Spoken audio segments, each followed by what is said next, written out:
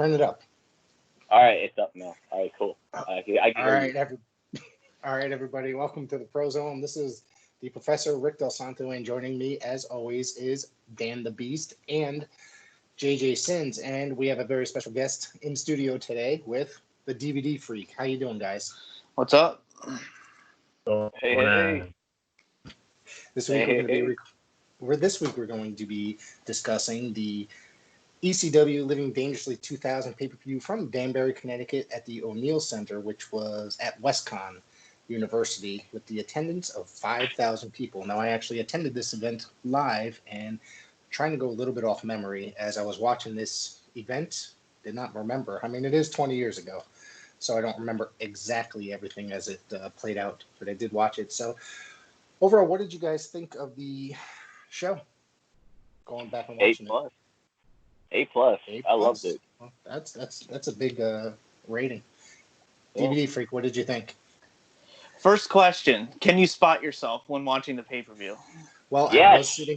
I was sitting in the front row, and you could see me for a split second, literally. Just That's it? Dude. Well, one of the things is that Raven gets thrown into the barrier in his match, and he actually crashed into my knee, the barricade. So that you can actually see me for that second as well.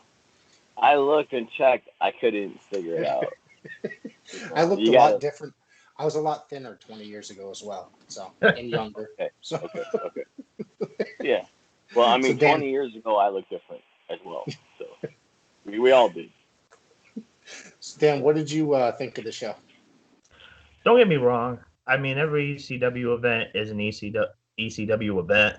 I know this card was pretty much put together last minute. I know it was like a last week minute thing. They had to put a title, the ECW television title. There was like a tournament, and a lot of these matches, I just feel like they were rushed. But I mean, overall, it wasn't the best pay-per-view, but it was something that you could go through. But I feel like some of the matches, a lot of the matches were like high, fast pace, where you really couldn't call a spot or remember certain spots. Maybe except the New Jack Vic Grimes incident. But other than that became one of the most famous incidents in ECW history, believe it or not. They ended in New Jack's career. It was quite interesting to see live because I remember the crowd just fucking going nuts trying to get over to watch that happen, and it was pretty enjoyable. Anywhere near that, Rick? I couldn't when get that close. happened. I was not missing. And first off, I was not losing my front row seat. I was trying to fucking go to the other end of the arena. Okay. That's the other thing. So, but there was no way I was even getting there. First off, I want to say that this is really fucking politically incorrect shit here. I was fucking mortified watching this shit. Really? Just starting off mortified?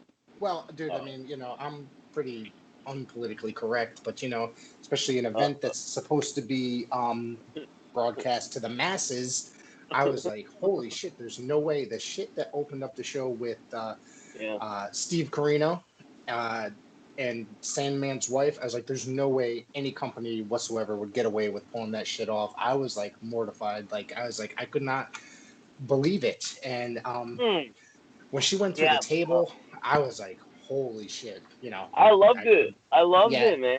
I just missed that time. Like, watching this pay-per-view made me miss that time in general. The faction, like, what's his name? My boy, Danny Doring, his sunglasses had the Rodman sunglasses. Those were popular. Tammy, what's her name? Dawn Marie? I don't know if that was her name. Yeah, her outfit. Like, dude, girls were dressing like that back in those days, and like, yeah, like, I was dating girls that dressed like that, and just like the outfits, like the low-rise jeans and stuff. Like, it made me miss like a ruffle skirt. It made me miss. I definitely miss. This is the year. This is it the made year me miss 2000. the fashion. So this is 2000. There was a it lot. made me miss that fashion, bro. Growing up as an adult now, I don't realize how different it was back then until I turn around and watch an event like this, like how different the country actually was, especially But I love it. I miss it. Like, I miss that world. Can we appreciate the fact that she gets called a whore in front of both her kids, and they just get to sit there and sell it? Right. And, I even like the fact where Steve Corino goes up to his son like, "Hey, you little bastard! Don't you know that the Sandman's not your real dad?" Calling back to an earlier storyline. Yes. Yep. That was beautiful. It was hilarious. And the fact that the son, when Steve Corino starts pulling her over the barricade, he doesn't really even try to do anything or climb the barricade to try to save his mother. He just kind of like grabs, and that's it. He's like, So it was. I just enjoyed it, man. It was like a soap opera. Watching it as a wrestling fan, it made me want to see Rhino and Carino get their comeuppance, and that's what this is, wrestling. Like I love the non-PC stuff.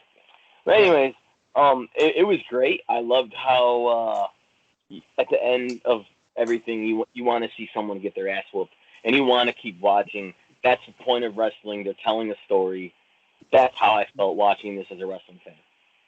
I really liked Jack Victory as Steve Corino's lackey in the ECW. It was quite enjoyable because he was pretty much, lack of a better term, a jobber in WCW and the NWA, and then he came in and he was just like, pretty much his lackey. I don't think I ever actually saw him wrestle an actual match in ECW. Just got his ass kicked for Steve Corino, basically. So it was kind of enjoyable as well.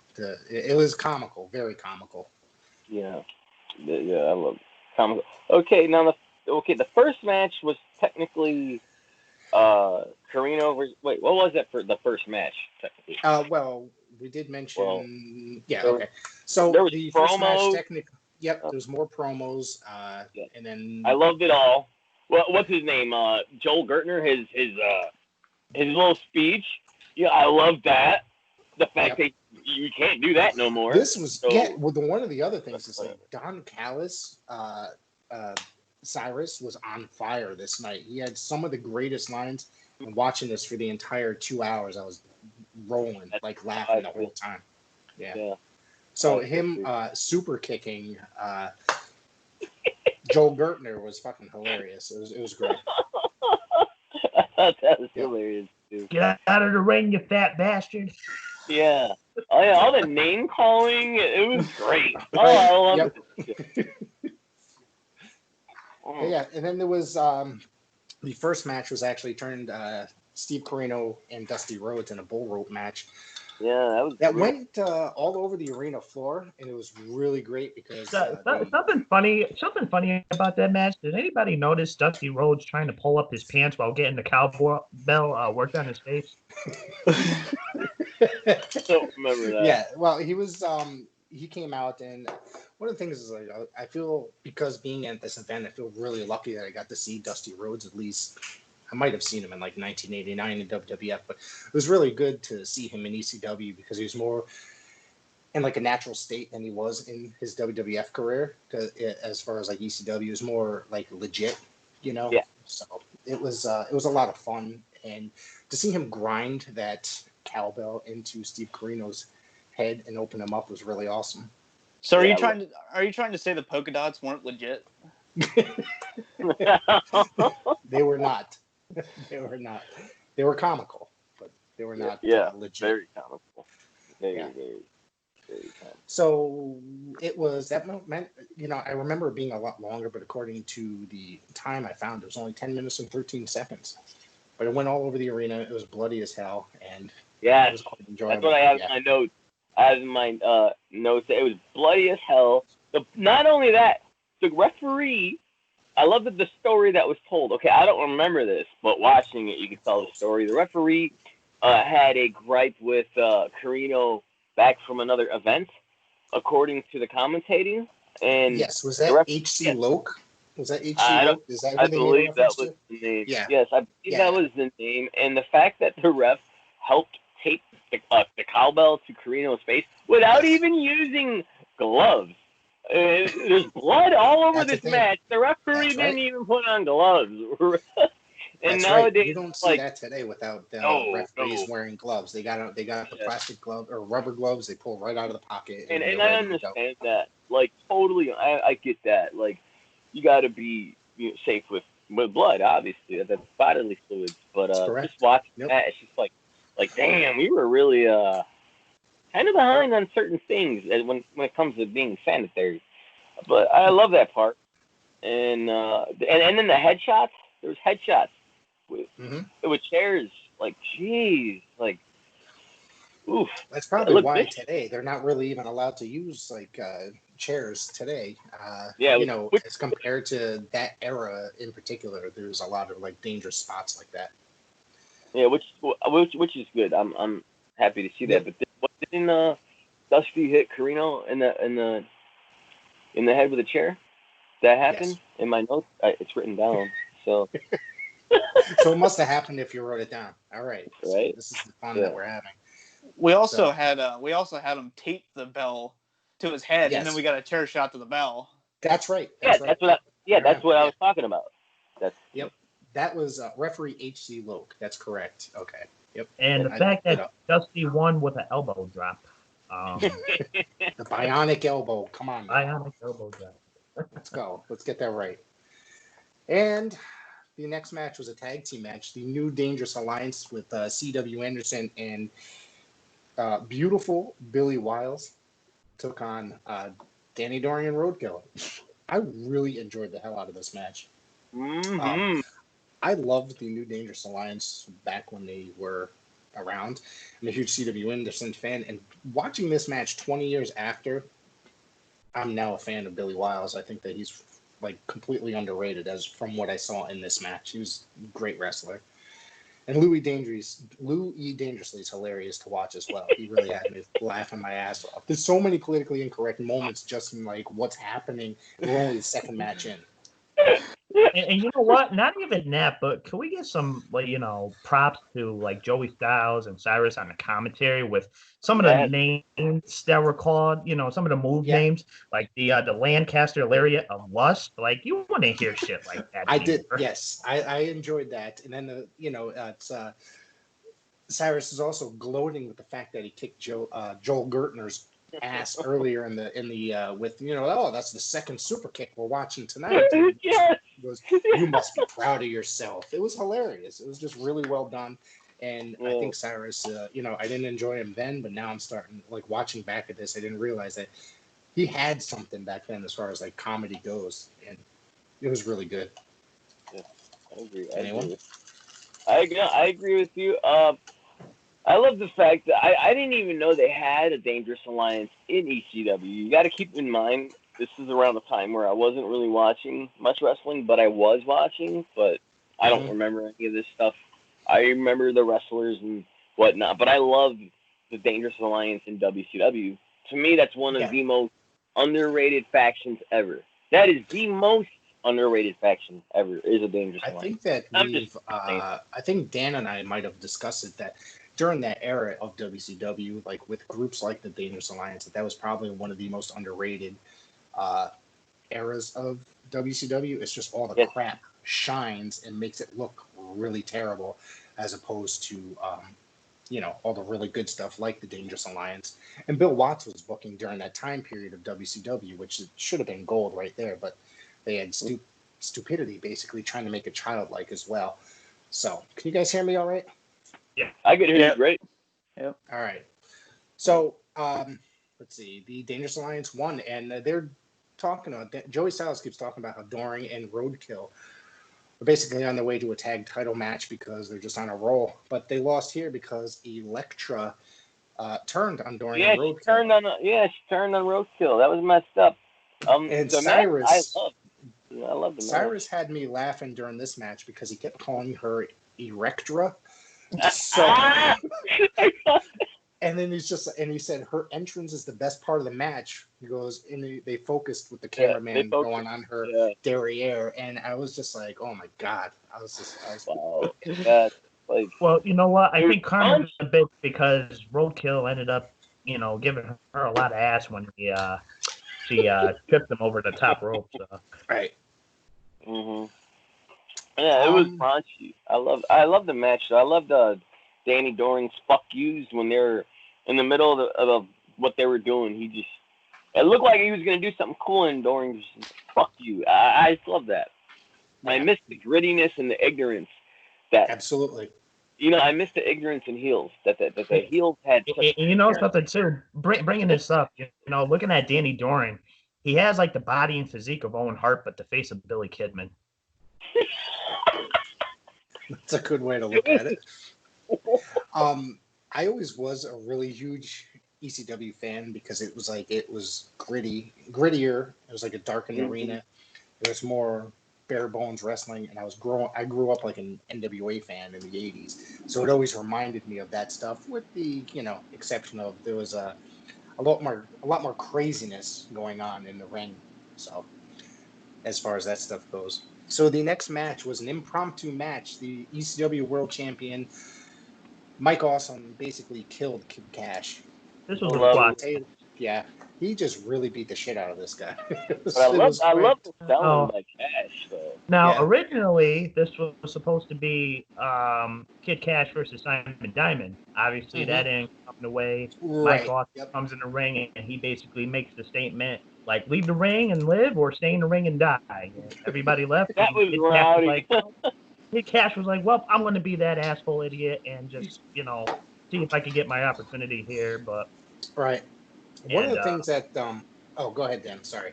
Just that one-handed Austin bomb from the top turnbuckle onto the table was just brutal, which probably made that match, probably a good 2.5, 3-star match. Yeah. I thought it was good. And I miss Mike Awesome, man. It's just like watching him do stuff like this. It just made you realize that it's like, man, the professional wrestling world lost a great one with this guy, because he had it. He was just a fantastic everything. He was a big guy that can fly through the air and do How shit. How come he was never top dude? Like that pisses me off. How come he was never?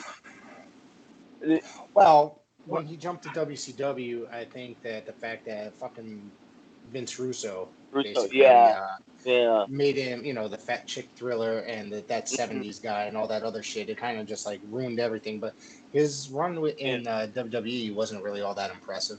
So. No. Yeah. No. Well, why? It's just I didn't even know he had a run in WWE. Mm-hmm.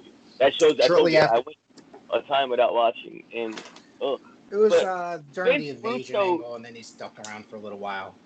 Really? Okay, Vince Russo defended the fat chick thriller thing because he was like, bro, that was Mike Awesome, bro. He liked him a little heavy, bro.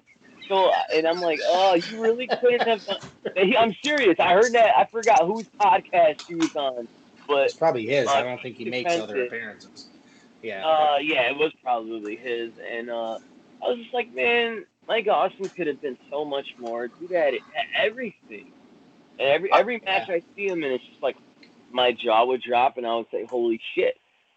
Those matches he had with those matches he had with Masato Tanaka in FMW and in ECW were just phenomenal. So there's some great matches. I've always said Mike Awesome would be in my top 5 favorite ECW wrestlers. It's a shame not many people know about him anymore. Right. It is a shame. That'd be a nice, interesting DVD retrospective if WWE would produce one. I mean, WWE, does a lot of really cool retrospectives, DVDs, but they really should do something of him before it's too late. You know what I mean? Before he's completely forgotten. So, but he was always a phenomenal wrestler. Like Awesome fan club. And unfortunately, the only good match that Mike Awesome actually had in WWE was the one night stand match that he had with Masato in 2005. That was a good match. Oh my god, those events were both good. That's an amazing match. To me, that was match of the night there. That was match of the night for me. That was a badass fucking match. Yeah, I remember that match. Wow. One of the things that I have to say is that I'm watching Mike Awesome and his appearance, that Even in the year 2000, he has the most glorious mullet that I've ever seen. Legit. So You are right about that. That is a thing of beauty, really. Yeah, and he could, and only Mike Awesome could pull it off. That, exactly. And, even though this match, I'd be afraid to tell someone like Mike Awesome that his mullet is not fashionable. So. I would be too. You're right. I would. Maybe if I would do it, I'd run away, but he would still catch me and break me in half. So yeah, you're right. I wouldn't do that. But that powerbomb. Listen to this. 20 years later, we're giving Mike Awesome some love here. Yeah, damn straight. That powerbomb Mike Awesome gave Kid Cash, that looked vicious as fuck, man. Ooh. Did anybody else like look at that and see oh shit, that looked rowdy. That was my when he powerbombed Kid Cash. Oof. The selling by Kid, like I said, he just annihilated him and he looked like he fucking killed him. Kid Cash is a fucking great dude. And that dude could work. I mean, that dude was a great worker. Well, another one that should have had gone in higher. He had a pretty decent run in the cruiserweight division in WWE for a while in the earlier 2000s, correct, gentlemen? Yep. Yeah, that's what I thought. Yeah. He was even cruiserweight champion too. So yeah, that's what I'm saying. Yeah. If I remember correctly, he had a pretty decent run in WWE. So there's nothing crazy. I think I remember Rey Mysterio saying that was his favorite tag team partner. Really? That's awesome. Hell yeah, that's cool. Yeah, I remember hearing something I was listening to a podcast, and Kid Cash said that.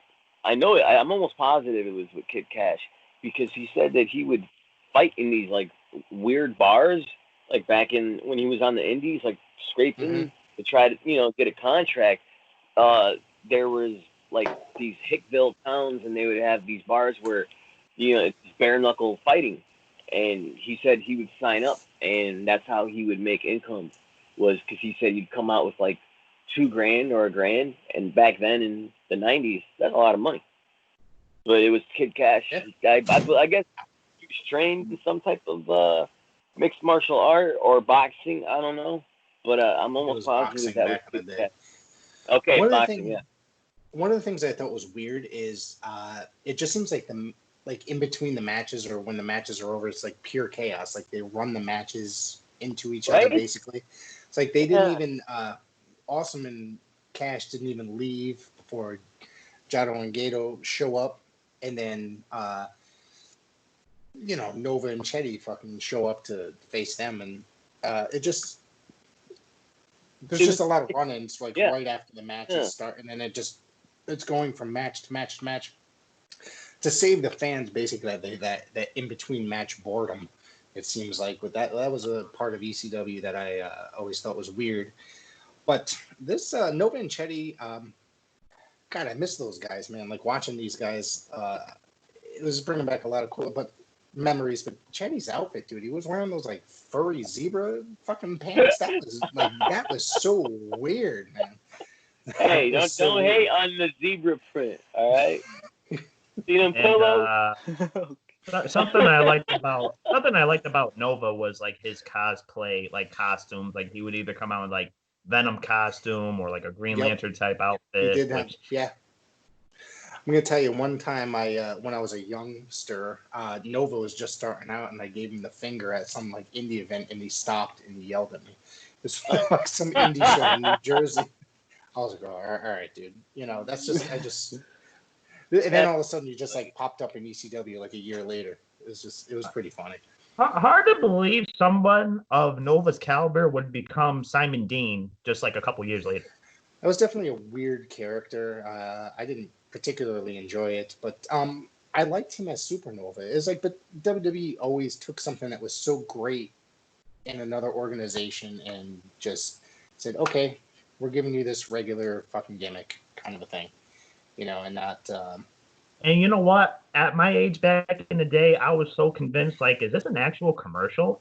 So I'm thinking, like, oh, they're selling actual, like, powder and all these, like, energy mixers, exercise equipment. And I'm thinking, like, oh. And then I see him on SmackDown, and I'm like, oh, you mean that was actual promos? Like, I was really convinced. something I did love, I think it was one of the Royal Rumbles, and Simon Dean, he came out, and instead of getting in the ring, he just stood outside and warmed up, and like was stretching, doing jumping jacks. Yep. 2006. Yeah. I remember. Was it that late? Wow. It's hard to think about. But let's see. Chetty and Nova, they beat him 7 minutes.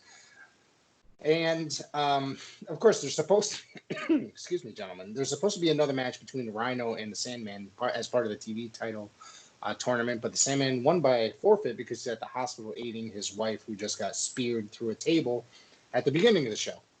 Mm-hmm. So we go to Balls Mahoney and Kanemaru.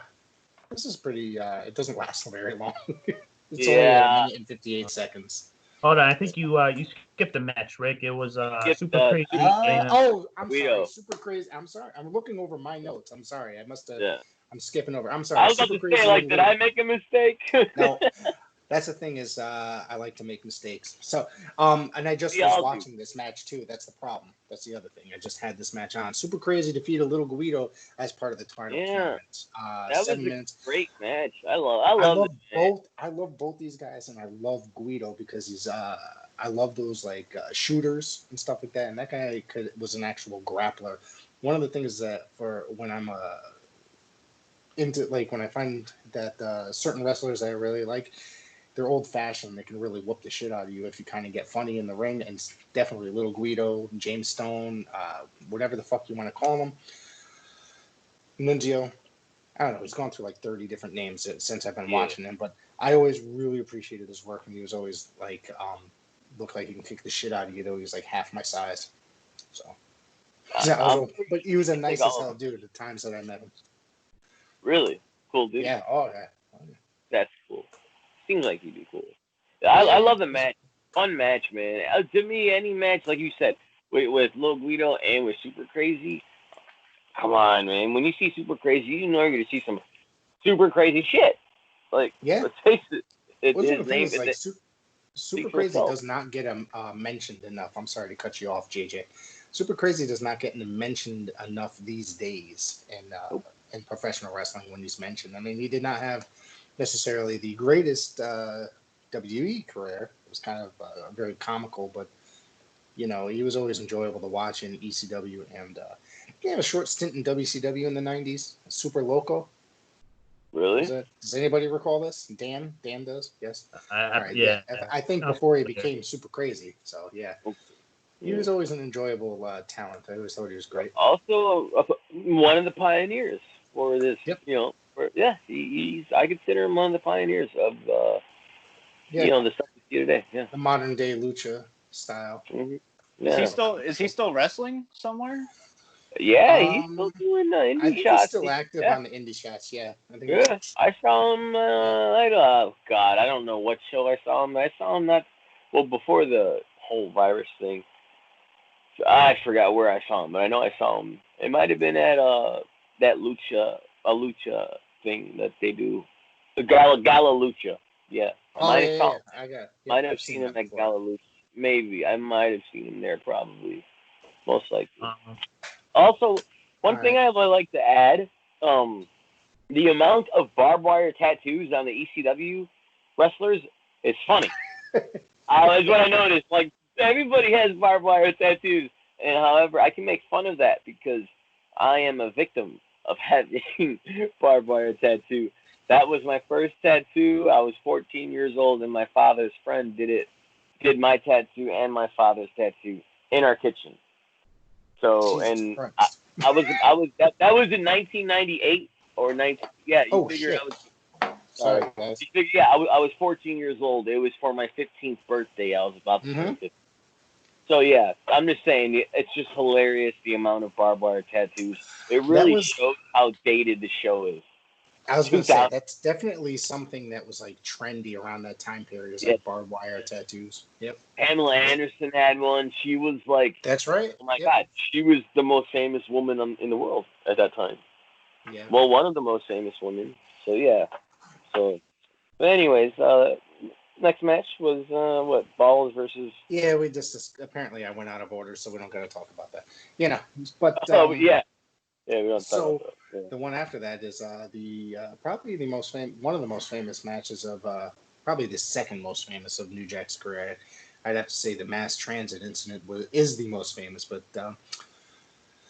this is the match that went all over the arena, and then there was the Danbury Fall where New Jack got fucked up and hated Vic Grimes because I guess he fucked up the spot when they were supposed to be doing the dive off the scaffold. And now, honestly, like looking back at this, I wouldn't even like consider this a match. I would just consider this like one of those outside brawls that it just took everywhere, and then they climbed the scaffold. You can obviously see Vic was nervous as shit. He didn't even want to do it, and that's then what he's saying, yeah. And New Jack basically just pulls him down, and Vic Grimes was like, "All right, I'm just gonna do a flip," and lands on New Jack's face. Yeah, the way he landed on the back of his head. And if you watched the Dark Side of the Ring episode of New Jack, he even mentions in it that he basically got his payback while they were wrestling a match in XPW and threw him off the scaffold. And watching that, I cringed watching that. I love how he's like, yeah, I wanted to fucking kill him. That was gonna be murder. But the funny part about that is he's like he's got no fucking shame saying that shit. No. You know what? Real Jack's he's a new. I mean, he's real. He's fucking real. He's a real ass dude, and that's one of the things I can respect about him. Granted, I don't agree with any of the stuff he does, but I kind of respect his craziness. I mean, that's awful he would do that, but oof.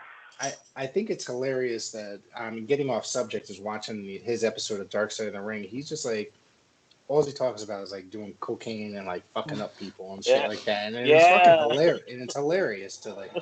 Dude, he was lit. He was lit walking into that match. He said every match he'd do some cocaine. Like, you're coming out geeked, wrestling a match, like, geez, because if you're geeked and you're gonna get into a fight, you're not gonna feel anything. Right. Not that I know from personal experience or anything, but I'm just gonna say I don't give a fuck. But I don't give a fuck. But speaking from personal experiences, you do cocaine, you're not gonna feel any pain. I don't know anything about that stuff. Like even after this match too, I think New Jack suffered like a fractured skull, some brain damage. He did. I think he went blind in like one eye, but broke his leg. Yes, and I think you're right about the blind thing, if I remember correctly. He was fucked up pretty much permanently after that match, and that's why he hated. He went blind. If you ever noticed, he's pretty fucking crazy. He was out there as it was, kind of mental, but if you watch this, he's pretty much out there after that, anyways. Yeah, he had some childhood trauma, bro. Like when if you watch that Dark Side of the Ring going back, he had some legit childhood trauma. So it's like, maybe absolutely. You should be in therapy. But anyways, going on to what was after the. It's the World Tag Team Title match. It's a three-way dance. Impact players: Lance Storm, Justin Credible, going against Raven and Mike Awesome, who I believe are the champions, correct? Against Tommy Dreamer and Masato Tanaka, because I believe that, did they mention? Yeah, Mike Awesome came in earlier with 2 title belts, so that's definitely one of them. So, and the Impact players basically won, I think, is this their second title run as ECW Tag Team Champions, if I'm not mistaken? Because originally the titles were taken from them at a show in Ohio, so they were looking for redemption against regaining those titles at this show. Dan has done his research. All right. Oh, yeah. Walking encyclopedias, bro. I love it. There you go. I at the time, I thought this was a pretty decent match. At the time, I was not necessarily a fan of the Impact players, but as the time, I mean, I always loved Lance Storm. I always thought he was like great. I had a thing for Canadian wrestlers. Yeah. I didn't particularly fucking care for them as a tag team. I think it was PJ's fault, but now as an adult, I've grown to see how great of an actual wrestler that he is. This match was really fucking good. And one of the things that what is it? Where Raven whips Tommy Dreamer into the buckles and then pulls him out and does a drop toe hold, goes face first into the table and just knocks off the front of the table. I fucking jumped. I was like, oh my god! Like, some of the shit these guys put themselves through, and then they just got up like, oh, it's no shame as they're like missing teeth and shit. It's like, but and this is not for nothing. I know it's not necessarily entirely off subject, but Tommy Dreamer, the ECW World Tag Team title is the first title that Tommy Dreamer ever held in ECW, and he's there from the beginning, and he didn't hold anything until the year 2000. Really? So, yep. As he was a company guy. I remember hearing something about that, but yep. Wow. And they really pushed that. As many title shots as he got, they really pushed that once he won the title. Right, that they mentioned it quite a bit, and it's actually true. He was there from when it was NWA Eastern Championship Wrestling up into this time period, and he was there. Basically, he was the only guy that was there from the beginning until it closed. That's outside of Paul. He was there, Undertaker. I mean, the way I look at it is, I'd rather him have one really meaningful title for his first one than just a bunch of random. It's good storytelling. It's a good slow build, so it makes it more meaningful when he actually is awarded the title. Absolutely. And you know something too. The way Tommy Dreamer actually earned the world title, I believe at the time, Mike Awesome had already went to WCW, so he was already ECW champion. Taz was already under WWF contract, so they did the whole WWF wrestler versus WCW wrestler inside the ECW arena. Taz ends up regaining the title, and if you guys recall, Taz had a match on SmackDown against the WWF champion Triple H, in which we saw Tommy Dreamer trying to interfere. He gets pedigreed, and I believe it was probably like later on, Tommy Dreamer ended up getting a shot against Taz, winning the ECW title. Right. And at that time, it was like right before ECW like really shut down. I think, was Hardcore TV the only television that they had at the time? Because I remember for a while they were on TNN. TNT, yeah, or TNN. Was it on TNN still at the point? Okay, I'm trying to remember because I know that they got booted off, and then they still had the Hardcore TV, which I got to hear it on the MSG network, and then all of a sudden they just had no TV, and then they were closed. I remember getting ECW on Saturday nights at like 1 a.m, maybe midnight, and it was on channel 26 WCIU in Chicago. And I remember, might have came on earlier, maybe might have came on like at like 10 or 11. But I just remember asking my dad, like, hey, can you set the VCR to record at this time, because I think it was Friday night or Saturday night I was working. Yeah, I was working at a pizza place till like midnight, 1 o'clock. Right. So at that time period, I had my first job, and I'd come home at like midnight, and it was on like 2 hours after that. So I just stayed up and sat there on like Saturday nights on the Madison Square Garden network, which at that time period was the host of the New York Yankees and such before the Yes Network started.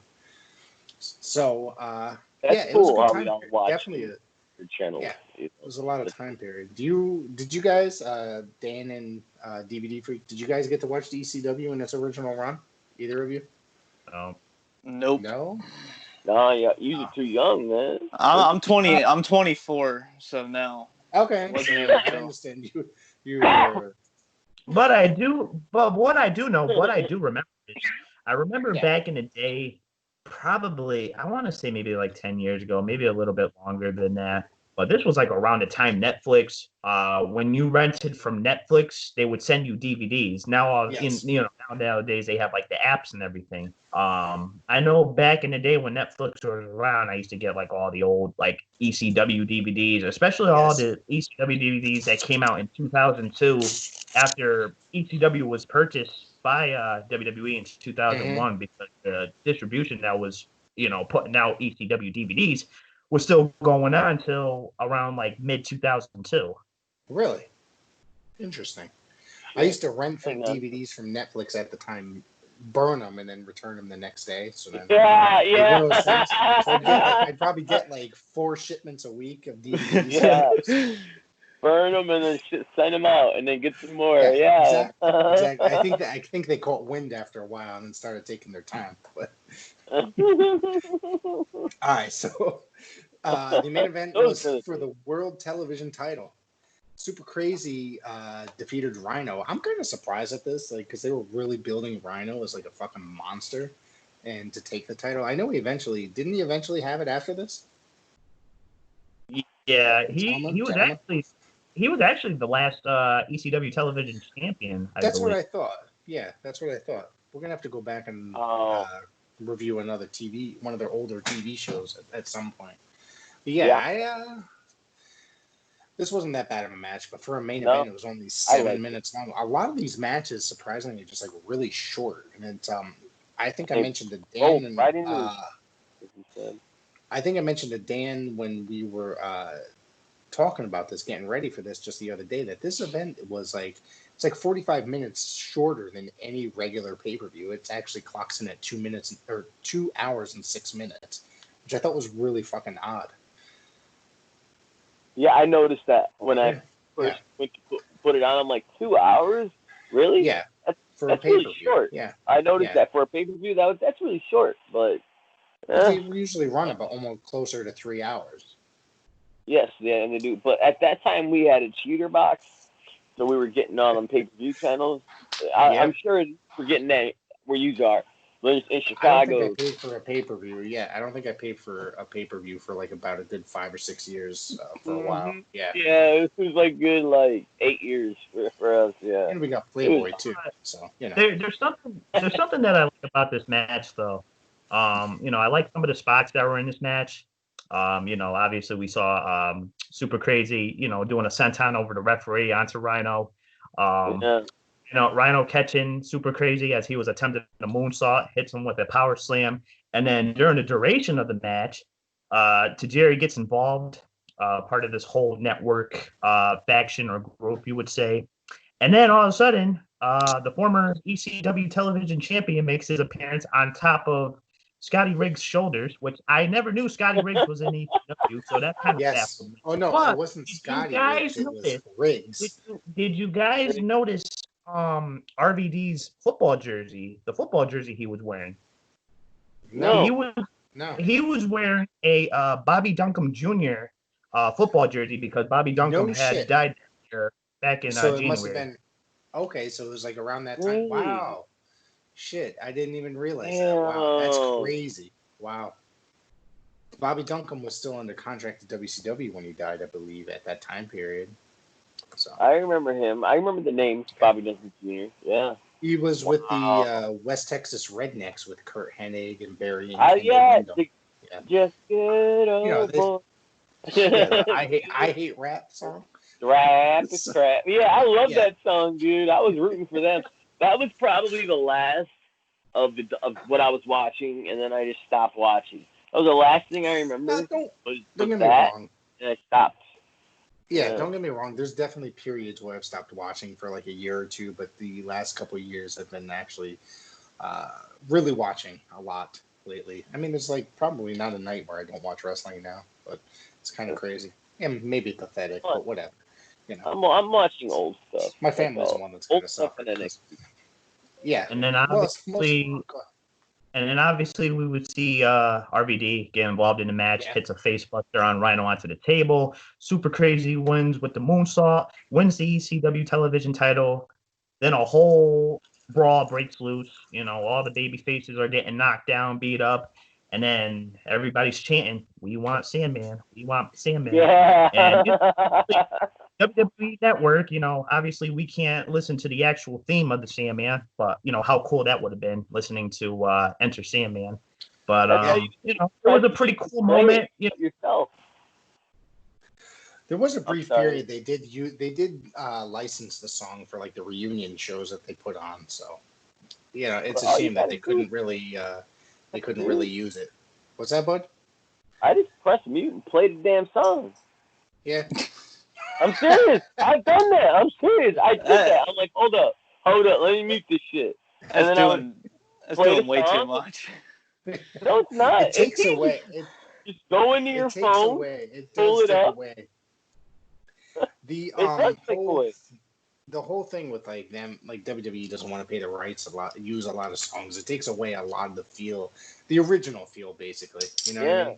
Of the songs. It does. So, yeah. Yeah, that's why I do it. That's why I'll mute it and I'll display. All right, enter Sandman. It takes 2 seconds, one click and then another click. It's not hard work. That's what I do. I'm just saying. So, but I'm used to watching, and Rick and I are both used to watching ECW with hearing what Metallica we heard, and Rob Zombie. Who came out to Alice in Chains? Was it Tommy Dreamer used Man in the Box? Yep. Yeah, man. It's like good times. I can tell you that. That's my favorite band. So. Really? Yes, sir. I know it's that. Interesting. You know, the funny part is that it's funny that you mentioned that because the other night somebody posted a video to Facebook of like an Alice in Chains video. I know this is going off a little bit, but that's what we do here. Somebody posted it, so I clicked on it, and then I spent the night fucking going through YouTube watching Alice in Chains videos for like some strange reason. It was just like, Jesus Christ, I felt like I was like 16 again, you know, just like watching all these like videos. So it was kind of fun. It was kind of fun. When music videos mattered, you know. The thing is, like, MTV doesn't even play videos anymore. That's all it was based on when I was growing up as a kid in the 80s and 90s. So yeah, you know. and it revolutionized. It defined a generation, really. But now it's like it's all fucking Jersey Shore or 16 and Pregnant or whatever the fuck it is. Yeah, and stand by this. They're What's that? What's that? You dropped out for a second there. Dan, we can't hear you, bro. Oh no. You dropped out. Dan the Beast, we can't hear you. But can you hear us? But can you hear us? Give us a thumbs up if you can hear us. All right. We're good. He can hear us, but we can't hear him. Give me the finger. All right, so while we're I guess we got a break for a second, so. Get him a whiteboard. I was thinking the same thing. That was a good one. Sign language. I am deaf. I deaf out of one ear. I do know. Why don't you drop out and then come? Why don't you exit and then come back in, rejoin, and see if that works? No, you can't hear me. No. Can you exit and rejoin, Dan? And then you think you could do that? No. Danny took a snapshot. Oh God! I'm gonna totally have to edit this part out. Oh, there he is. He left the. All right. That's a great picture. I'm totally gonna snag that picture later. So this is what happens here. I'm gonna message Danny because he's not gonna be able to see it. Is your microphone on? Check your microphone. Yeah, your microphone's on. Did you click? Did you hit a button or anything, Danny? Oh man. End the call, and there we go. Okay, he's going to end the call and then rejoin, I'm assuming. Yeah. Oh, hello? Not yet. Nope. I'm totally not editing this part out just because of comical reasons. Yeah, don't edit this comical. Out. You can't. You don't do it. Don't edit it out. Leave it in for comical reasons. Waiting to see if he rejoins. Yeah, like rejoins. Maybe his phone. How do you accept? How do you accept it? Is there an accept button? All right. Dan, I thought I accepted. No. Or maybe invite him. Try to add him. Yeah, I'm gonna do that. I can only. Oh shit! Hang on. Apparently, I can see him on my computer. Okay. Hang on, Dan. I can hang on. Freak really well. You see DVD Freak? You see DVD Freak? See okay. Really well, though. Because a little pixelated, but it's good. It'll be. Well, that must have something to do with your internet. Of course, it's not. Has nothing to do with my internet. No, I had nothing to do with yours. All right, let's see if we can get Dan. What's your action figure? DVD Freak, what's your name? I'm JJ, by the way, dude. My name's Devin. Devin? Yep. That's a cool name. I never met a Davin. That's a really cool Ultimate Warrior action figure behind you. Yeah, it's my only one. That's really cool. I like it. I think Danny might be rejoining us. Dan, are you there? Can you hear us? Yeah, hi guys. There we Hey, go. Yeah, there we go. It only took us 5 minutes of pressing buttons and. So as I was saying, I'm not editing that part out because it was fucking hilarious. God, what a disaster!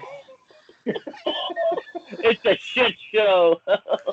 This is a shit show. It totally is, dude. Because this is Sunday nights basically. I was getting Sunday night, drunk and talking professional wrestling. So I wish just I so had. you know for next time.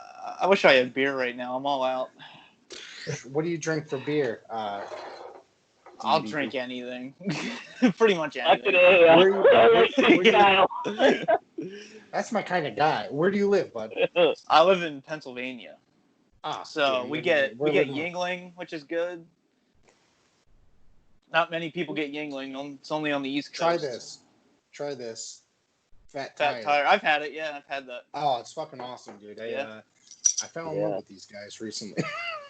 So I don't know. I'm always trying new beers. I'm sorry, I didn't mean to stutter. I don't normally stutter unless I drink. But so I try new beers a lot, and I tried this. Like I'll go to like some grocery store, like a Stu Leonard's or something, where they sell like sample packs of like certain beers.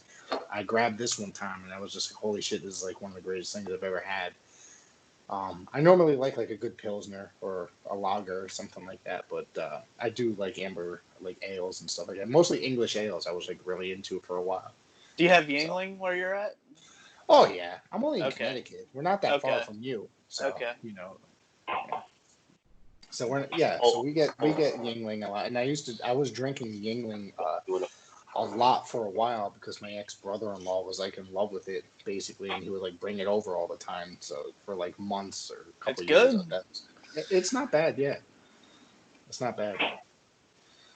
So what else do we want to talk about? We just talked about Living Dangerously. I can't believe we actually went almost an hour just talking about a particular event. Normally we just we shoot the shit. Pretty much we dissected it very well. So I think we did actually pretty decent on that, other than the fact that we just we did a lot better for a few minutes. It. Dan, you still alive? You still with us? Yeah, I'm good. Okay, good. All right, now I'm afraid now. Corona got him.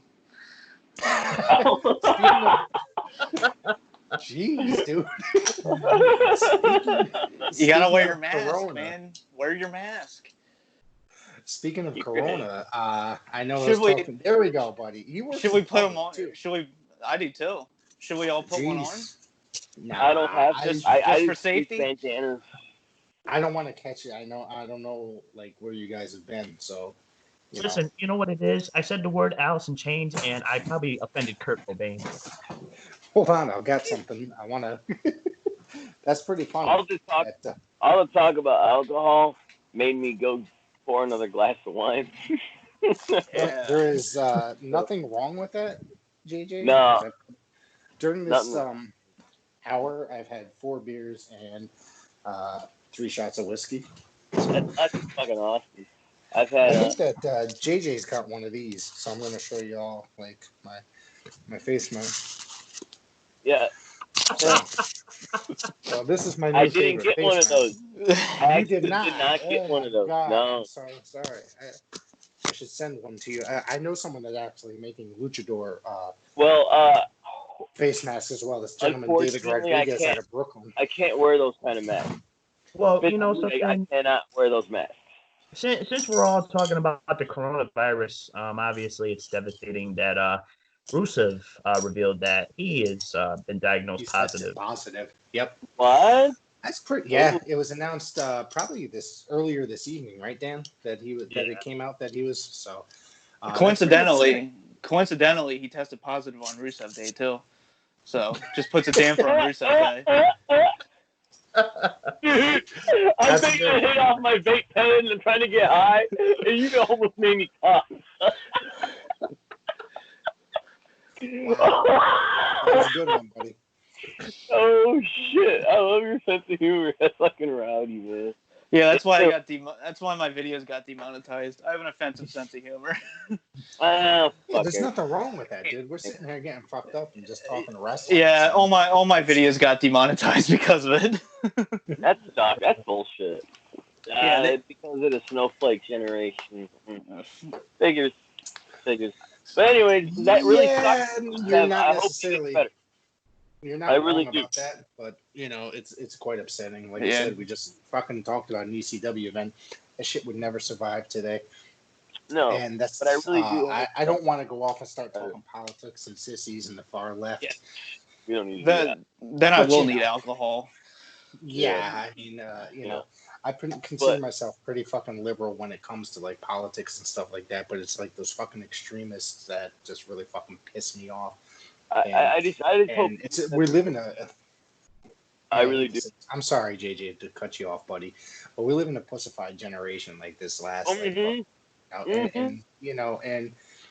I'm more like old school traditional when it comes to like that kind of leftist kind of like liberal, but it's not like these guys are just they're not fucking taking care of their children. They're not taking care of their children properly. They're not nope.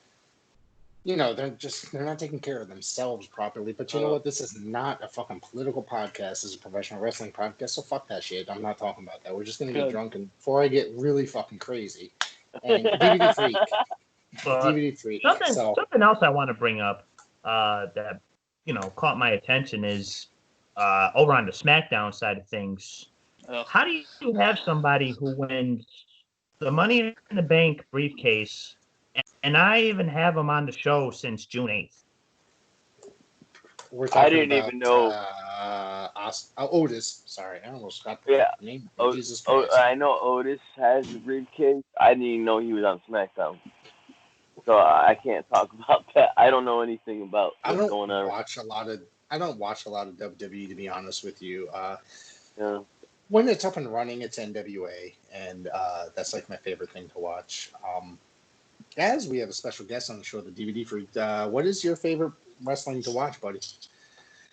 I love ECW. I love AWA.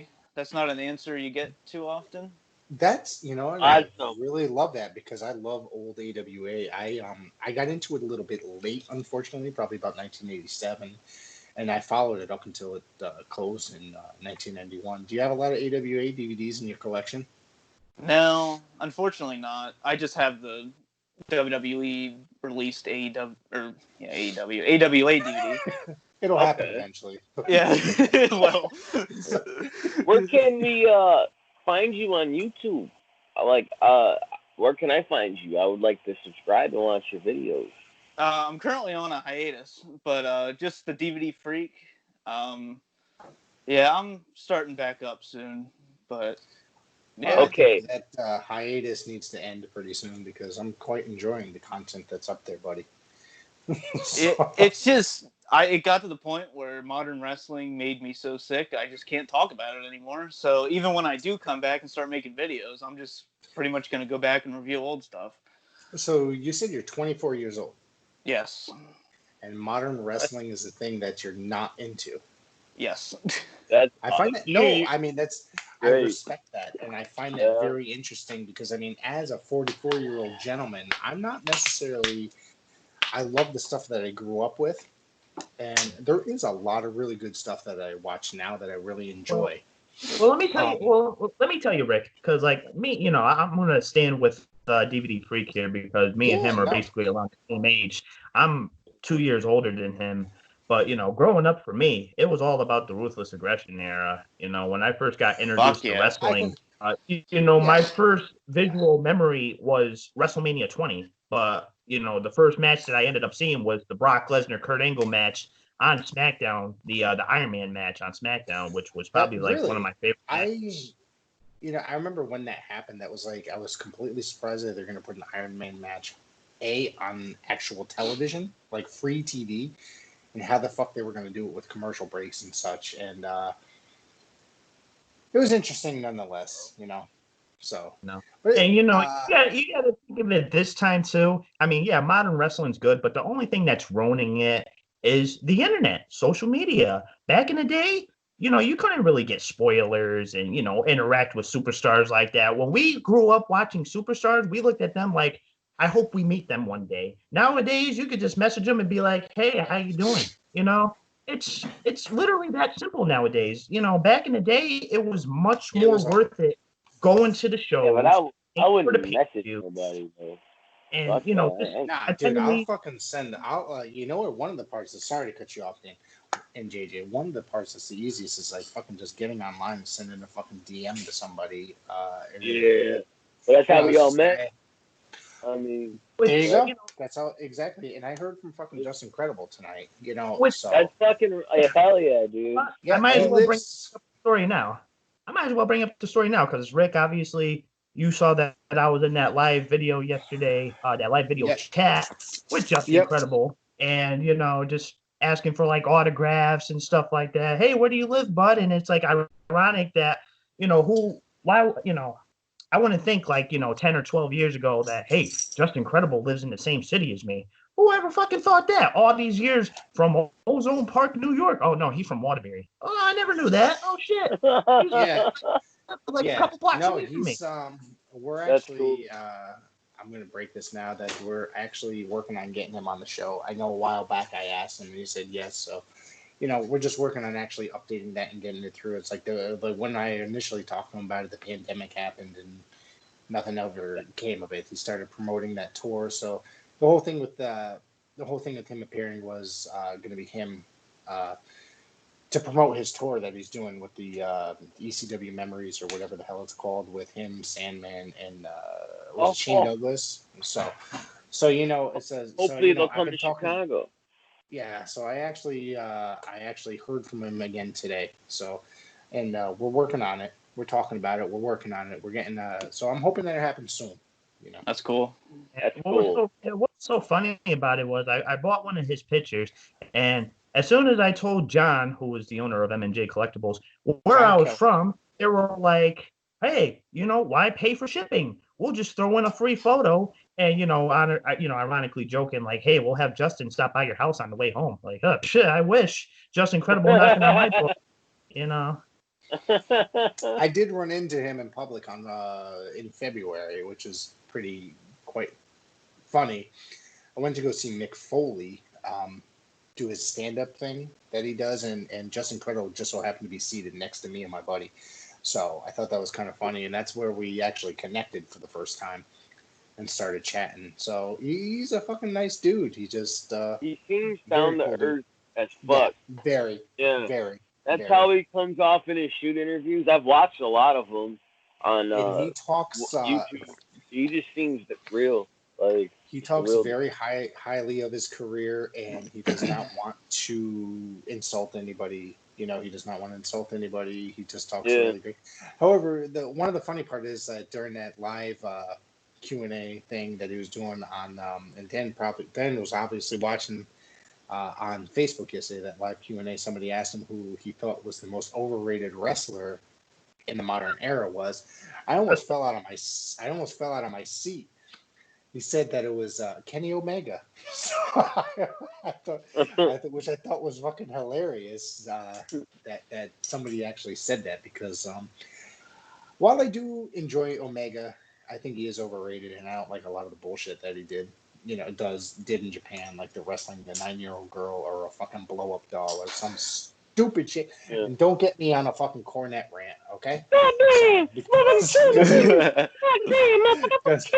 Because I will fucking go off. So, and I'm sure anybody that knows me, my buddy makes fun of me because I'll go off on a fucking rant, and I'm gonna say it's being compared to fucking someone like that. I'm not gonna fucking argue it, all right?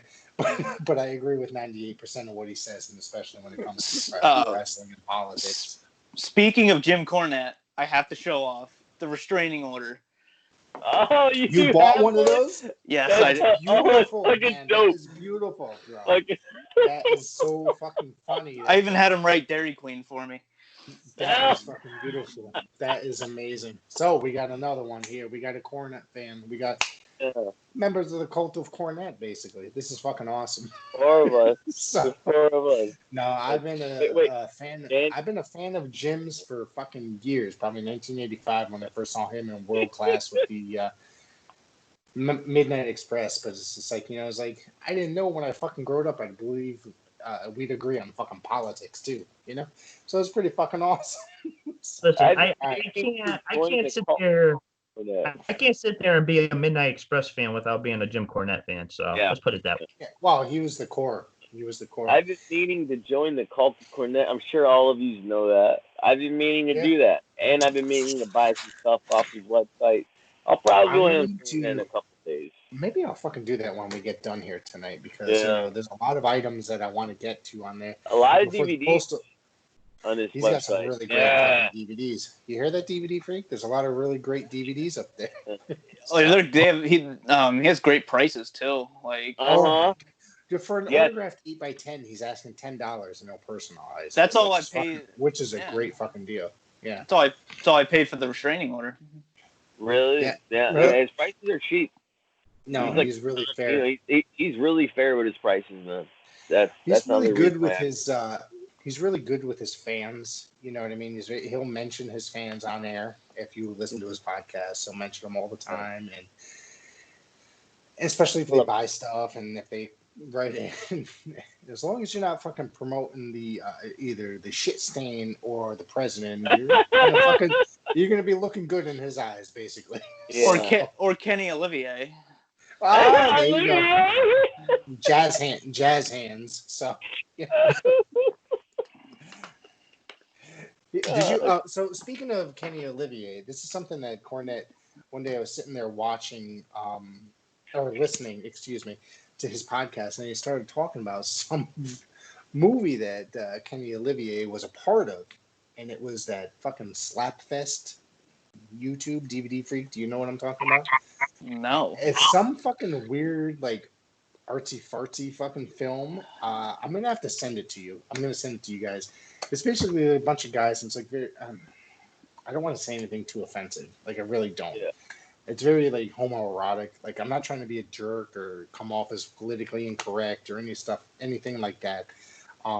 It's just very, very strange and artsy. It's just a bunch of guys with like no shirts on, living in the fucking woods, slapping each other around. And it's just very, very strange. And he talked about it. First off, Brian last brought it up, and then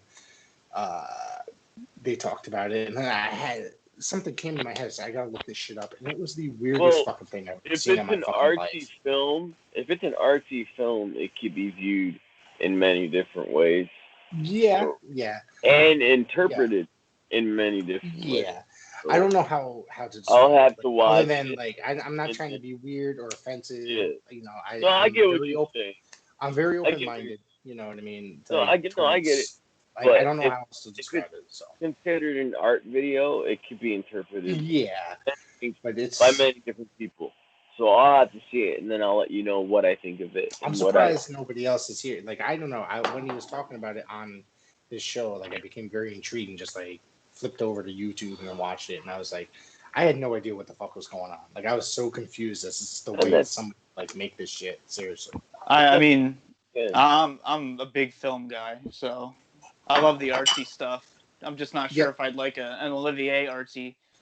But it's literally like probably like 8 minutes or like 6 minutes long, and like the director's cut is maybe like 10 minutes long or something like that. It's like some stupid like film short. Why have like, you get like 4 extra minutes and like of them people slapping each other in the face. It's so weird. Why have a fucking director's cut to a 6 minute short?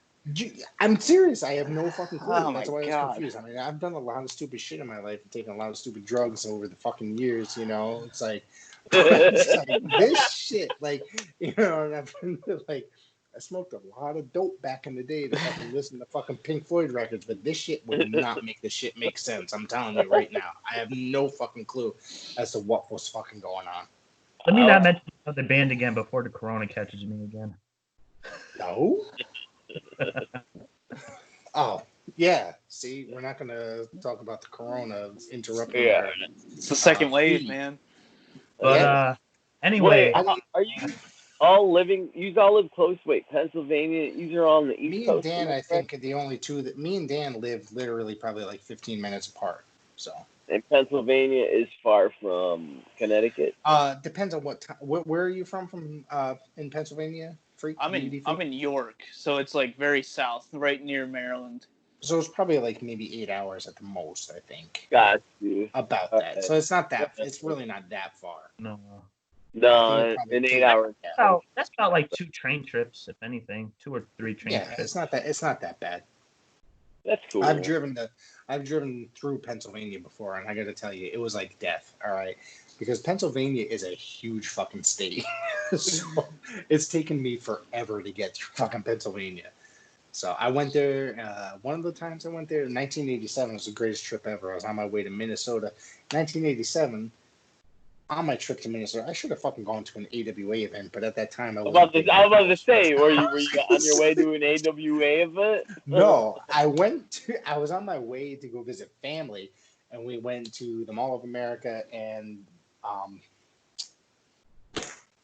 a Minnesota Twins game, you know? Oh, okay. So I met Kirby Puckett, the legendary Kirby Puckett, who I know the name. Sadly passed away a number of years ago. I don't know if you guys are baseball fans at all, but I'm a huge baseball fan outside of professional wrestling. The Boston Red Sox is my team. Danny as well, surprisingly, and maybe that's why we connect so well. Like, you know. Probably. So, yeah, maybe. But you go fucking stuck in Chicago. You got some shitty ass teams out there. So hey, we had a good run. Hey, we had Jordan. All right, we had Jordan, you know, Rodman era. All right. All right. You got me there. You got me there in basketball. Yeah. DVD Freak, you mentioned earlier, how many DVDs do you have, and how long have you been collecting?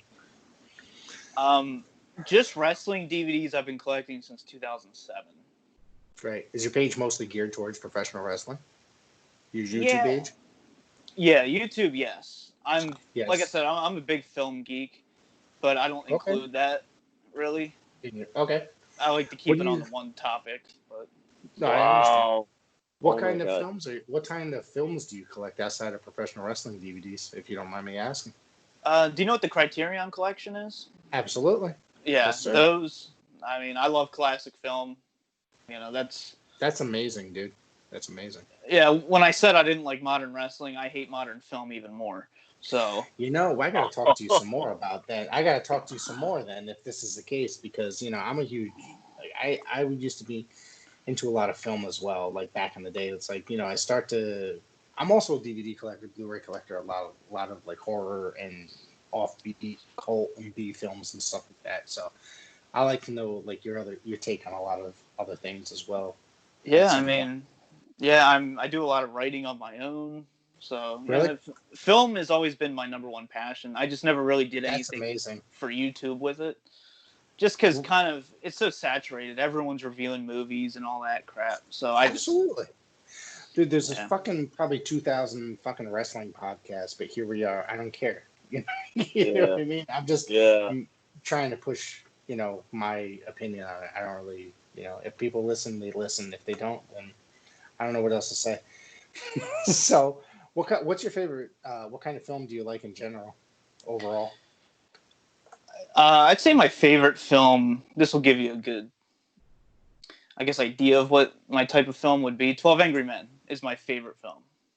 Okay, that's all right. That's a good one right there. I'm a huge Star Wars original trilogy person. Hold up a second. I don't know if you've actually been listening to this podcast at all. So, this has been a heavy topic here in the last few weeks. We talked about this today. JJ looks like he's hiding because JJ... I'm not hiding. Huh? What? JJ, unfortunately, has never seen a single fucking Star Wars movie. And Dan and I have been on his case the last month trying to get him to watch a Star Wars movie. I'm going to get to it. I will. I got this plus. I'm gonna get to it. JJ, how old are you? 37? 38? 37? 36. I'm 36. Jesus Christ. Everybody on here is younger than me. This is some bullshit. So anyways, either way, you're 36 and you've never seen a Star Wars film. Dude, I remember seeing fucking original Star Wars movies in the fucking theater as I was a kid. in the 70s and 80s. Yeah. All right. So you got to get on the fucking ball. I just don't understand this shit. I just don't know how somebody. I don't know how somebody lives 3.5 decades on this planet without seeing Star Wars. Oh, shit on exactly JJ. what I'm saying, dude. I just never got around to it. I never got around to it. I've seen Spaceballs a million times, and I know about Star Wars because of Spaceballs. I'm very sorry. Hold up a second. I apologize to everyone. You just insulted the entire Star Wars universe by I saying said this shit you know of Star Wars because I said the same shit last week. That's like on my trip. Go ahead. I said the same stuff last week. That's like 2 weeks ago. 2 weeks ago. 2 or 3 weeks ago, Dan and I told JJ that he needs to watch at least one Star Wars movie and come back. And it's been 3 weeks.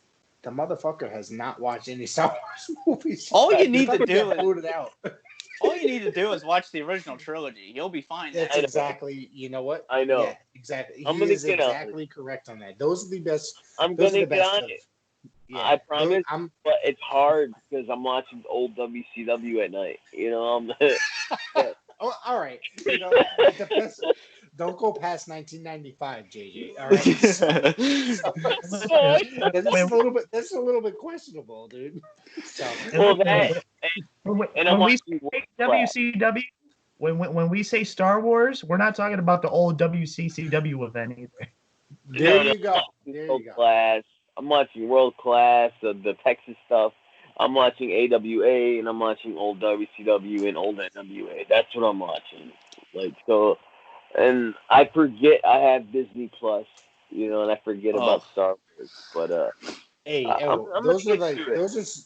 gonna tell you, my wife is huge on this Disney Plus. Is like Disney Plus came out, my wife subscribed like 2 days later, and then that's all the fucking shit she watches, like Disney Plus. Now my kids come over. Told me. He had it. My father was like, "Hey, we have Disney Plus now." I'm like, "All right, cool." And then I was like, "Hey, I can watch Star Wars." Remember, we went over this about 2 weeks. We went over this, but that was weeks ago, and I probably was drinking, so I probably don't remember much of it. So. And I was definitely really high and drunk. So. You can't say high on here. I mean, come on. Sorry. Well, I'm kidding. I had been smoking marijuana, and it's illegal in Chicago. So all right. In my house. So it's legal. It's legal where I'm at. So it is. I'm only busting your balls. So. I know. Classic film. What what kind of other things are you into? You into like B films and shit like that? Like Tarantino, cult films of the 60s, 70s, 80s, shit like that. Yeah, I love the obscure shit. Really? I'm mostly, that's like a lot of what I'm into. If you're ever into, my buddy has a podcast. It's on hiatus now. Called Shocking Things Podcast. You should really check it out. It's mostly horror, but it's like some of it's like pretty underground horror. If you're into stuff like that, so you might want to check it out. It's a lot of fun. Do you use like trauma films? Trauma films. There you go, buddy. I fucking love those movies. At some point, I'm supposed to be making an appearance on Shocking Things. We're supposed to be reviewing Hell Comes to Frogtown, which is a film starring Roddy Piper. If none of you guys know. And it is the weirdest fucking movie ever. I'm assuming that somebody knows about this movie. No, nobody knows that movie. All right, I know Dan. Oh yeah, I know about that movie. That fucking came in. Did that come in a pro wrestling loot box at soda? That bottle? No, I bought it from a candy shop. You bought it? Maryland. Okay. I want that. I met Piper outside of WrestleMania 11. He was passing through the crowd, and he was like, "Hey guys, how's it going?" Just like all right. But he seemed like he was a pretty fucking cool dude. Dan has a fucking cool story about meeting Piper at one point, right, Dan? You know what? I've mentioned this story so many times. I've mentioned it to DVD Freak. I've mentioned it to you guys last week. But, just that one and only time meeting him was probably the best wrestling experience I've had, especially around that time. And I had no intentions of meeting him. Like I said, I was down to my last couple bucks, and I was like, all right, who's around? Who haven't I met? That night I met Del Rio. biggest mistake of my life. I met. You actually spent money on that, bro? Yeah. Was I mean, Paige with him? I'll be right with you. I met AJ Styles. I met the Young Bucks that day, and Piper was just like a last resort. So I went to Piper's table, and just welcomed me with like the greatest hospitality, and just He's hey, a how you class act, doing, that kid? guy, yeah. Like I'm a long lost nephew that he hasn't seen in like 10 years. Rubbing my head like I'm just like, That's I'm awesome. good. Taking the picture and got the autograph. It's personalized, but I really don't care because it's like it's an example of just acknowledgement. He acknowledged your Right. presence. You were there, and I was so happy for him to be there, and then making his entrance towards the ring when they, announced like the special guest of the evening. I'm just sitting there doing the whole godly thing, like he's some pharaoh, which, probably one of the greatest heels of all time in the 80s and 90s. So Yeah, no, he meeting definitely Piper was. that one time, definitely fulfilled a checklist on my bucket list. And it was just unfortunate, 4 months after that, he would end up passing away. So that one hit me That's hard. bad. Yeah, absolutely. I remember exactly where I think it was. it hit everybody hard. And now that I recall, I remember the show they had in June because I attended that show, and it was so sad because that day we actually did the 10 bell salute for Piper, and I was actually there for that, and that's where it kind of hit me because it was like, all right, I met him in March, and now here I am 4 months later at another Northeast Wrestling event. Here they are paying tribute before the start of the show. That's crazy. Like, yeah, I remember when Piper passed. I was at work and I heard, and I couldn't believe it. I was like, "What?" Then, I was sure actually enough, driving. I was actually driving on the highway when I heard that he had passed. And it was just like, oh my god! Like Piper was the I didn't want first to believe it. professional wrestler I ever saw on television in 1984. Really? And at that point, it's just like I wasn't completely into wrestling. I was into wrestling a little bit for that time period, but it wasn't until 1988 that I really fucking kicked it into. I want that so bad. Oh, that's so cool. That is badass. That's awesome. Man, I wish I had a Piper autograph, but I want to You say can get maybe them from I think Rob Feinstein still sells Piper autographs. I do have this. The internet. I got this at a flea market For like it's a Roddy Piper WCW action figure still in a box. That's interesting. Look at that. Oh, yeah. See, Roddy Piper. It's a WCW still in the box. I found it at a flea market. I think I only paid maybe $10 for it. Yeah, I got lucky. Finding a WCW action figure still in a box and having it be Roddy Piper. Obviously the package is damaged, but I mean, come on. I mean, where else are you gonna find that? Judging from your movement, it doesn't look so bad, but you're moving around. See that? But it doesn't look so bad. Oh yeah, I see the wear now. You see the dents? But besides, and there's dents right here, like a little scratch right there. But besides that, it looks pretty decent. You know? I didn't know WCW made a Piper figure. It seemed like every time that WCW decided to make figures, it was of guys that were huge outside the company. Does anybody else notice that? Well, I actually have a lot of figures from WCW that aren't bigger. Well, I don't know what you would consider popular. Like, would you consider Buff popular? Yeah, Buff is popular. Oh, nah, no. Well, I got something by Buff. I got a bunch of WCW random stuff in the box, like figures. For only a few $100, you can have Buff Bagwell come to your house. He's an escort. Dude, There you go. I mean, don't spend tell a my mom that. spend a weekend on your couch. Please don't tell my mom only that. for a few $100, dude. For a few $100, maybe I'll fucking ask if he can come over. I mean, shit. But we'll go out. But is it true that he's a male escort at these days? That's what I've heard. Do you want me to look up the pricing? I will find it. It was Cowboys for Angels. It's called Cowboys for Angels. It was called Cowboys for Angels. The site was called Cowboys for Angels. I only know this because I listened to Bruce Pritchard's podcast with Conrad, who's full of information. Yeah, he said it was called Cowboys for Angels. That was the website. When I interviewed Buff, I didn't ask him about that because it's just like, all right, I ain't trying to start shit. You know, I'm not trying to get rude. You know, I don't want to get punched in the face. You know, that was after the camera shut off. not for nothing though, Gigi. I think you could take Buff. I'm in Bagwell. You know, I mean, just saying. I think anybody could at this day and age because he looks. What is it? He posted some sort of video recently. It looked like he got the shit kicked out of him. Like yeah, I saw that same day, and I mean, it's kind of sad. You know, I feel bad, but it made me he literally looks like he got his ass whooped earlier in the day.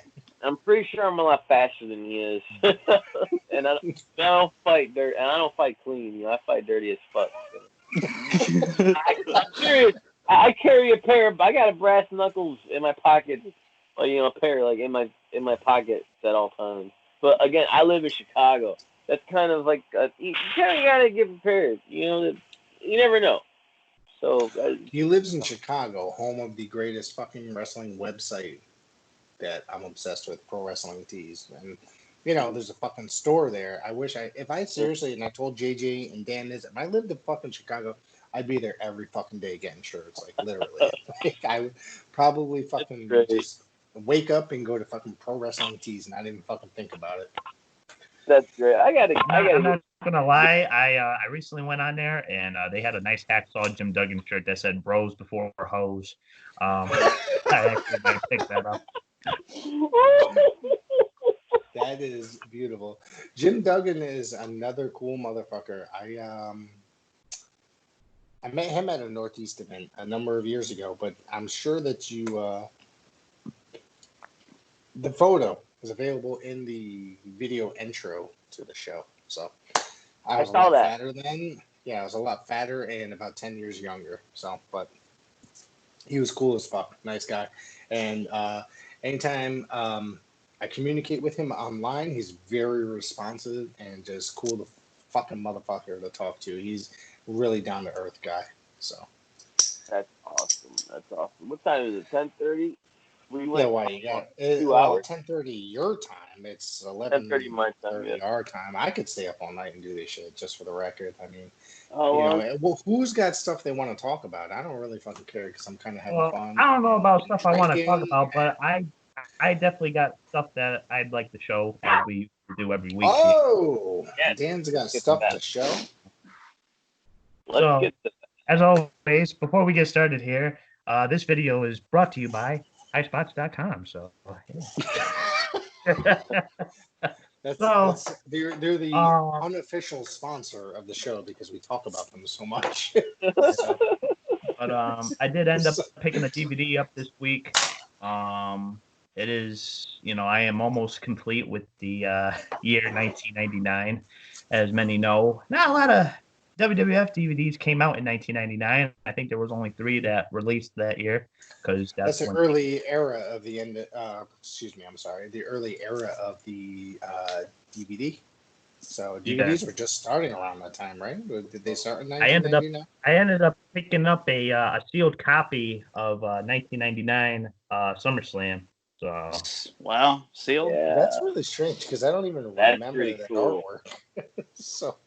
Oh, wait, is that where Jesse Ventura came back? Yes. Is that the event? Okay, I remember that. Okay, I'm going to have to go back and watch that because that's like the 3rd time in the last 24 hours that Jesse Ventura and returning in 1999 popped up in various feeds. So I think that's probably... That's a sign. I saw it on eBay. I saw it on eBay, $30 brand new, sealed. I mean... can't really pass that up, honestly. No. Yeah. No. No, not for that time period. Yeah, absolutely. But sticking with the whole WWF monic, one of my first autographs I'm going to show here. I actually did show on the Wrestling DVD Room on the Facebook page, and that is the Big Red Machine. Yeah, I like I that. I I saw like that that one. autograph. Yeah. Ooh. Does come with the certificate of authenticity. As you can see, the many signings of Kane, I guess you would say. So The many signings of Kane. Hang on. yeah. And then the last one, I did do a video. I didn't post it, but I figured I reveal it to you guys. Figure for everybody who watches this on the Let's Pro see. Wrestle Zone on the channel. I have another Funko to add to the collection, and that is a signed Kurt Angle. Oh, I a need sign one Kurt of those. Angle? I really Yeah. fucking need that because Where'd you Kurt get? And you got is. that high ice class, huh? That's cool. Yeah. And I need you know, that. Kurt is a fucking great. I had to stick with the whole patriotic, 4th of July passing by, and I just ended up buying the Sergeant Slaughter one that's right behind me. The autographed Kurt Angle shot with him putting Brock in the ankle lock at WrestleMania 19. I had to pick that up. Just stick with the patriotic stuff, So we're in the month of July, so. I have That's one of the cool most though, dude. patriotic months of the year. Yeah, that is badass. Yeah. We will be holding. Dan and I have mentioned this earlier. Recently, we're going to be holding another contest soon. Excuse me. And it's going to be for a mystery box. Basically, it's a bunch of really fucking cool stuff that we'll be getting rid of to you, the fan. So you can just basically look out for that on Instagram. Sorry, guys. Yeah, look out for that in the future. I remember you texted me that. Absolutely. We will be, and it's going to be last week, or 2 weeks ago, excuse me, we ended up having a Marco Stunt Blu-ray DVD contest, and I know who won that, and Eric Hunting won that, a great dude.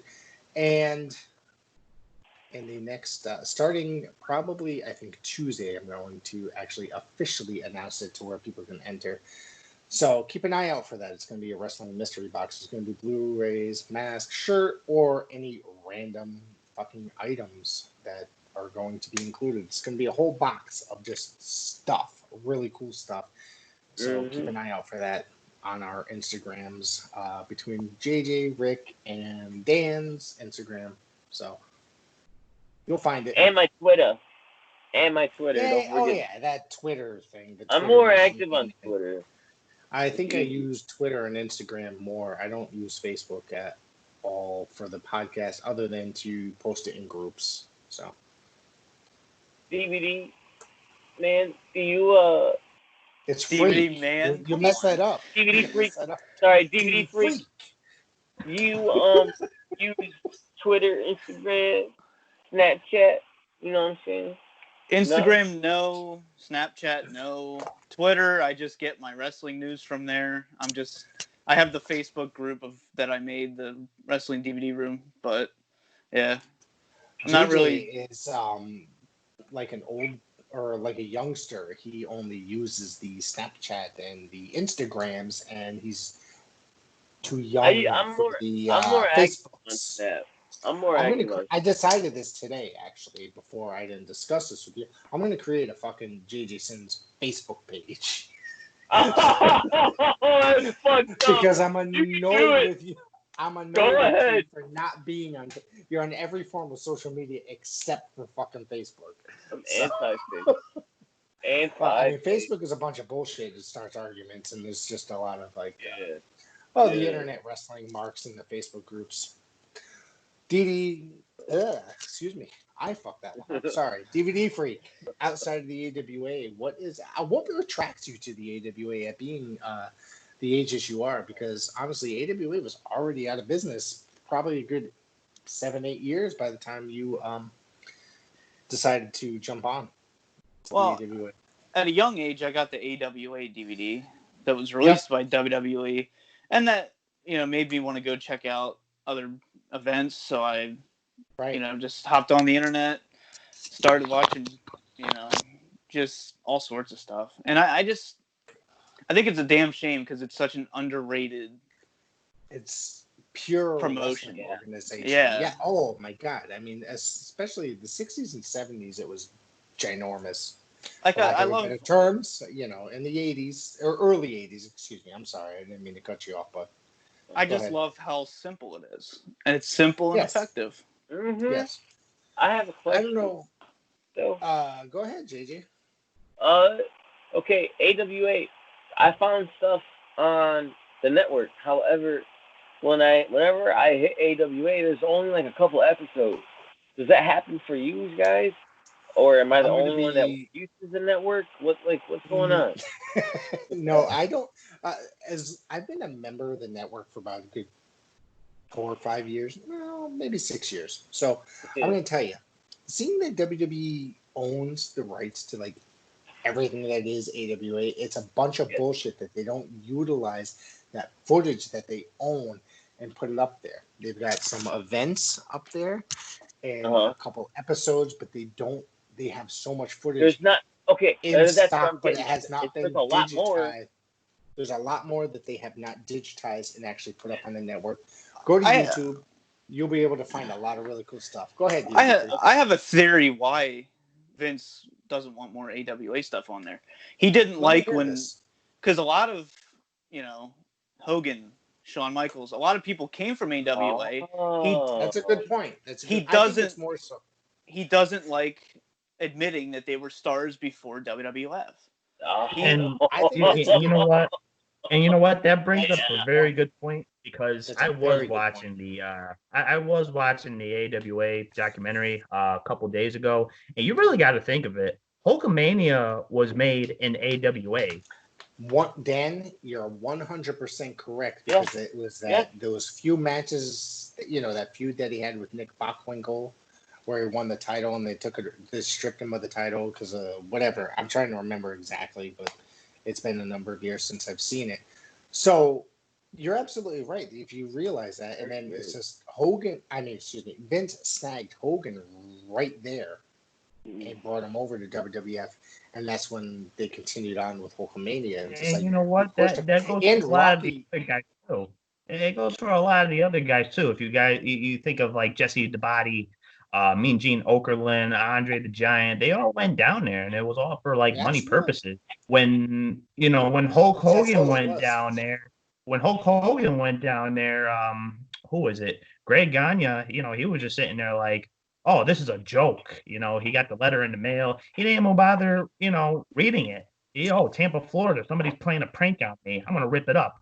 And then when he started showing the events, obviously it was like, oh, something's up here. So I think you got a point there, Dan, that Yep. Shit, what the fuck was I gonna say? I hate when I do that. You're the one.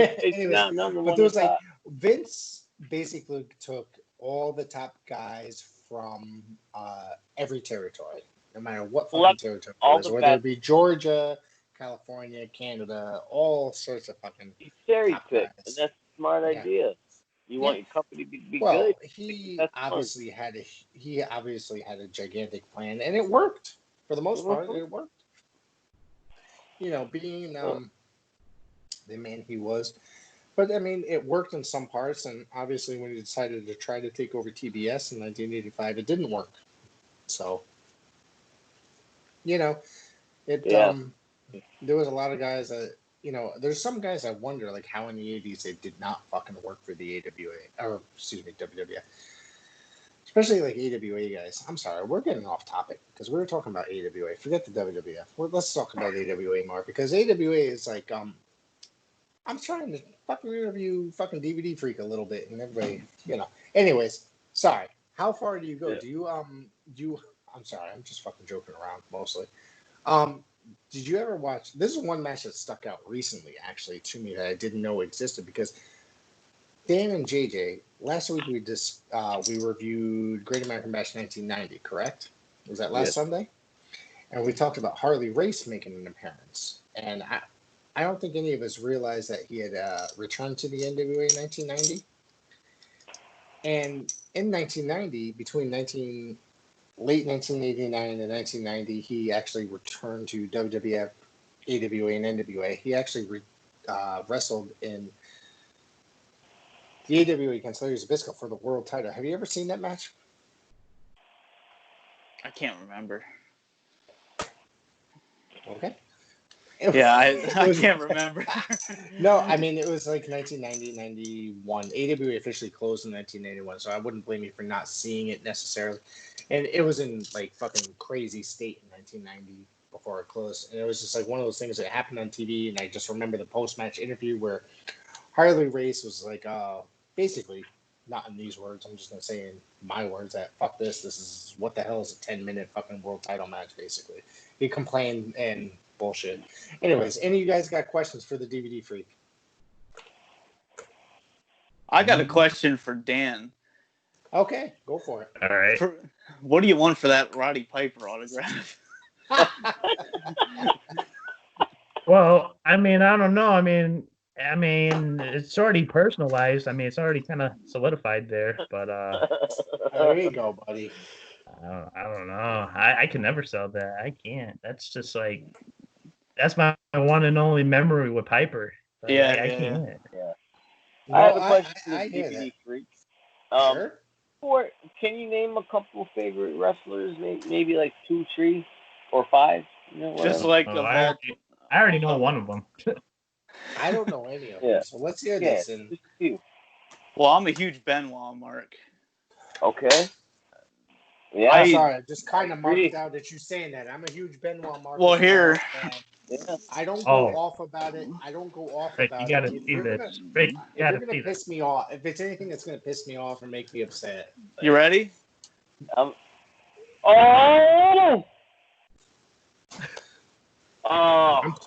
This episode's not getting released because I'm very upset right now.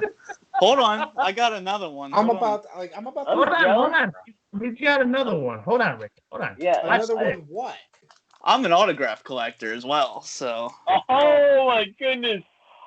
Oh, shit, dude. I'm gonna be honest with you.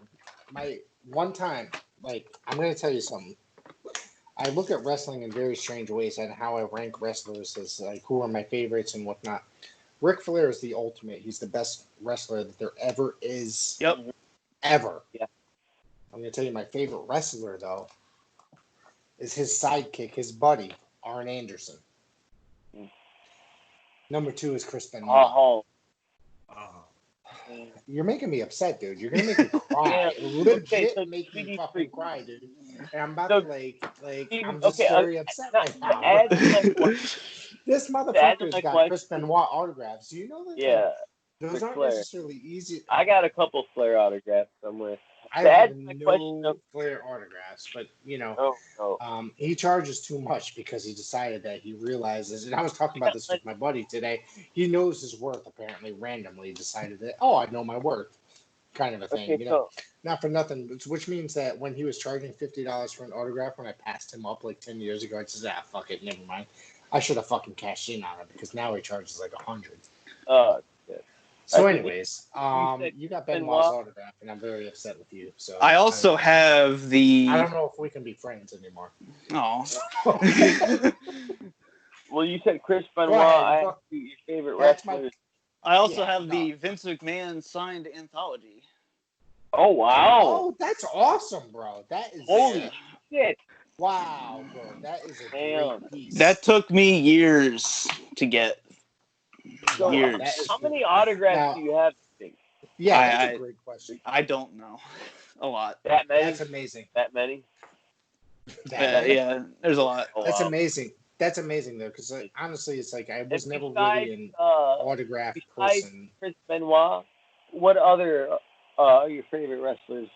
That's how we started this question with I asked you name some of your favorite wrestlers. You named Benoit. We got sidetracked. Name some other your favorite wrestlers for me, please. Well, I'll agree. I think Ric Flair is the greatest of all time. I know a lot of people. Yes. A lot of people disagree with that. You know, fuck Ole Anderson. Ric Flair's the all-time greatest. I love that response. I really do. Fuck Ole Anderson. Yes. I respect him, but I don't agree with him. Yeah. Ole, you're referring to, correct? What's that? You're referring to Ole. You respect him, but don't. Yeah, I don't agree with him, but I respect him. Yeah. Right. I think that, like you said, whether you love Ric Flair or you don't, you have to agree at this current era in 2020, looking back on whatever, hundreds of years or 200 years, whatever, professional wrestling, Ric Flair is the fucking greatest that there ever was. I've read books on professional wrestling over the last 100 or plus years. I've fucking done research. I'm not trying to sound arrogant by any stretch, but Ric Flair is the fucking greatest. The only fucking person that comes close. I mean, like I said, Ric Flair might not be my favorite wrestler of all time. He's definitely up there. Chris Benoit is my favorite. Arn Anderson. But the only fucking other person that ever fucking comes close is fucking Buddy Rogers, to be honest with you. Not fucking trying to be funny or Bruno Sammartino. You know, Bruno Sammartino had a gigantic following in the fucking Northeast, even Pennsylvania, for Christ's sakes. He's he might not have been the greatest, but he is one of the greatest of all times, based on his fucking drawing power. So, yeah. Based on the drawing, that's absolutely. And how much money? How many ads did you put in seats? How much money did you fucking draw? That's what it was about. And back then, Flair drew a lot of fucking money, and so did Bruno Sammartino. Everybody you name, they all drew lots of fucking money. So absolutely, bro. Wow. To keep answering your question, I'm a huge Jake Roberts fan. That's amazing. I just saw him in November, actually. Yeah, I met him. He was really cool. My friend, you guys in the Northeast, if you guys are professional wrestling fans of the Northeast independent wrestling scene, Big Daddy, the Guardian of Chaos, he worked with him a couple matches, and that was actually the first time I ever saw the Guardian of Chaos. He one of the first independent post WCW WWF events I saw Jake Roberts was with. I think he fought Jim Neidhart and Yokozuna at an indie event, a Northeast wrestling event. Dan, this was an early Northeast wrestling event. So, anyways, I ended up going to the fucking tour that Jake Roberts had in November. He was cool as fuck, and he had so many great fucking stories to tell. And it was just amazing to fucking watch. I got something to show you guys. Keep talking about other stuff that you want to talk about. I'm going to look through this box. Any others? After you said Jake Roberts, DVD Freak, and a couple I'm sorry, dude. I'm sorry. I just wanted to talk about how I saw his speaking tour. If you want a modern one, Bryan Danielson. Okay. I think yes, absolutely, 100%. Yeah. He's my favorite, ongoing current wrestler. Yes, and I don't know if anyone watches New Japan. That's probably the only modern thing I keep up with. I'm a huge Okada fan. I do like Okada. Yeah. Okada, excuse me. I'm gonna tell you something that's sort of funny. That's off topic. That's I do watch New Japan, but I don't keep up on it 100% like I should because it's kind of difficult to keep up on in the North America. My wife, who hates professional wrestling, we were watching was it the G1 last year, and it was Okada and Ospreay wrestling each other, and every time the fucking crowd went nuts, that's when my wife decided to fucking pay attention to television. He said, "What the fuck is going on here?" And started paying attention. This is a fucking really great match. This is intense. She fucking hates professional wrestling, and she knew that those two were putting on fucking great professional wrestling. It turned her attention. Exactly, JJ. It turned her attention from whatever the fuck she was doing, which was either playing a game on her phone while I'm sitting there watching New Japan, See, I attention, and I thought that was that spoke fucking volumes for what the fuck was going on. I can completely relate to that one because my girlfriend does not like wrestling, and I was like, watch New Japan with me, and she could watch it. She admitted that it was good. Like, yes, it's different. It's a different. The thing with New Japan is like I back in the day I used to get VHS tapes from like RF Video, wherever the fuck, and or through tape trading and stuff, and but nowadays, for a long time, you were able to see like the 2 hours on Access TV for whatever. But now it's like seeing that ever since Impact fucking got their contract there. So, anyways, that was like New Japan is a fucking completely different animal. It's not necessarily easy to come by. You can subscribe to the fucking streaming service, or you could download videos, whatever the fuck you want, whatever is your thing, but it's a completely different animal. It's like it's like watching legit fights or whatever. It's professional wrestling, like back in the old school where it's presented as realism. You get what I'm saying here, gentlemen? Mm-hmm. And it's a fucking completely different product. And I think that one match, as intense as it was, spoke volumes that someone that does not watch professional wrestling actually turned from whatever the fuck they were doing because the crowd was fucking going crazy. Which obviously we know in Japan, crowds don't fucking go crazy often because it's mostly a silent crowd. That it turned somebody that's not a professional wrestling fan away from whatever the fuck they were doing to watching that match. Yeah. Go ahead. Well, yeah, it's part of the culture. I went off on a rant. I'm sorry. I'm sorry. I went off on a rant. It's 10:54. How long have we gone? About 2 hours of this podcast? We're pretty long. We had a really good episode. I can tell you that we've gone 1 hour and 51 minutes. If you guys want to fucking stop, I'm having a good time. I'm having a good fucking time. Either way, I wanted to show you. Dan sent me a gift about a month ago, and maybe 3 weeks ago. Yeah, and it was this motherfucker right here. We were just talking about. Holy shit! The living legend, Bruno Sammartino. And Dan knows that I'm a huge fucking Bruno fan. He was a cool motherfucker. Nice as hell guy. Being an Italian American myself, I love this fucking guy. Fuck. You know? That's a good one. Yes. Oh, that fucking badass. And we were just speaking about Waterbury, Connecticut. I'm sorry, this is so fucking random, but here we go. Just incredible. I just got this last month. Oh shit. In a mystery. But actually, JJ, you probably got the same shit. So no, remember I missed out on that one, and I was kicking myself in the ass. And then fucking Jeff Dino was kind enough to throw in the pint-sized brawler, the pint-sized thing. Remember?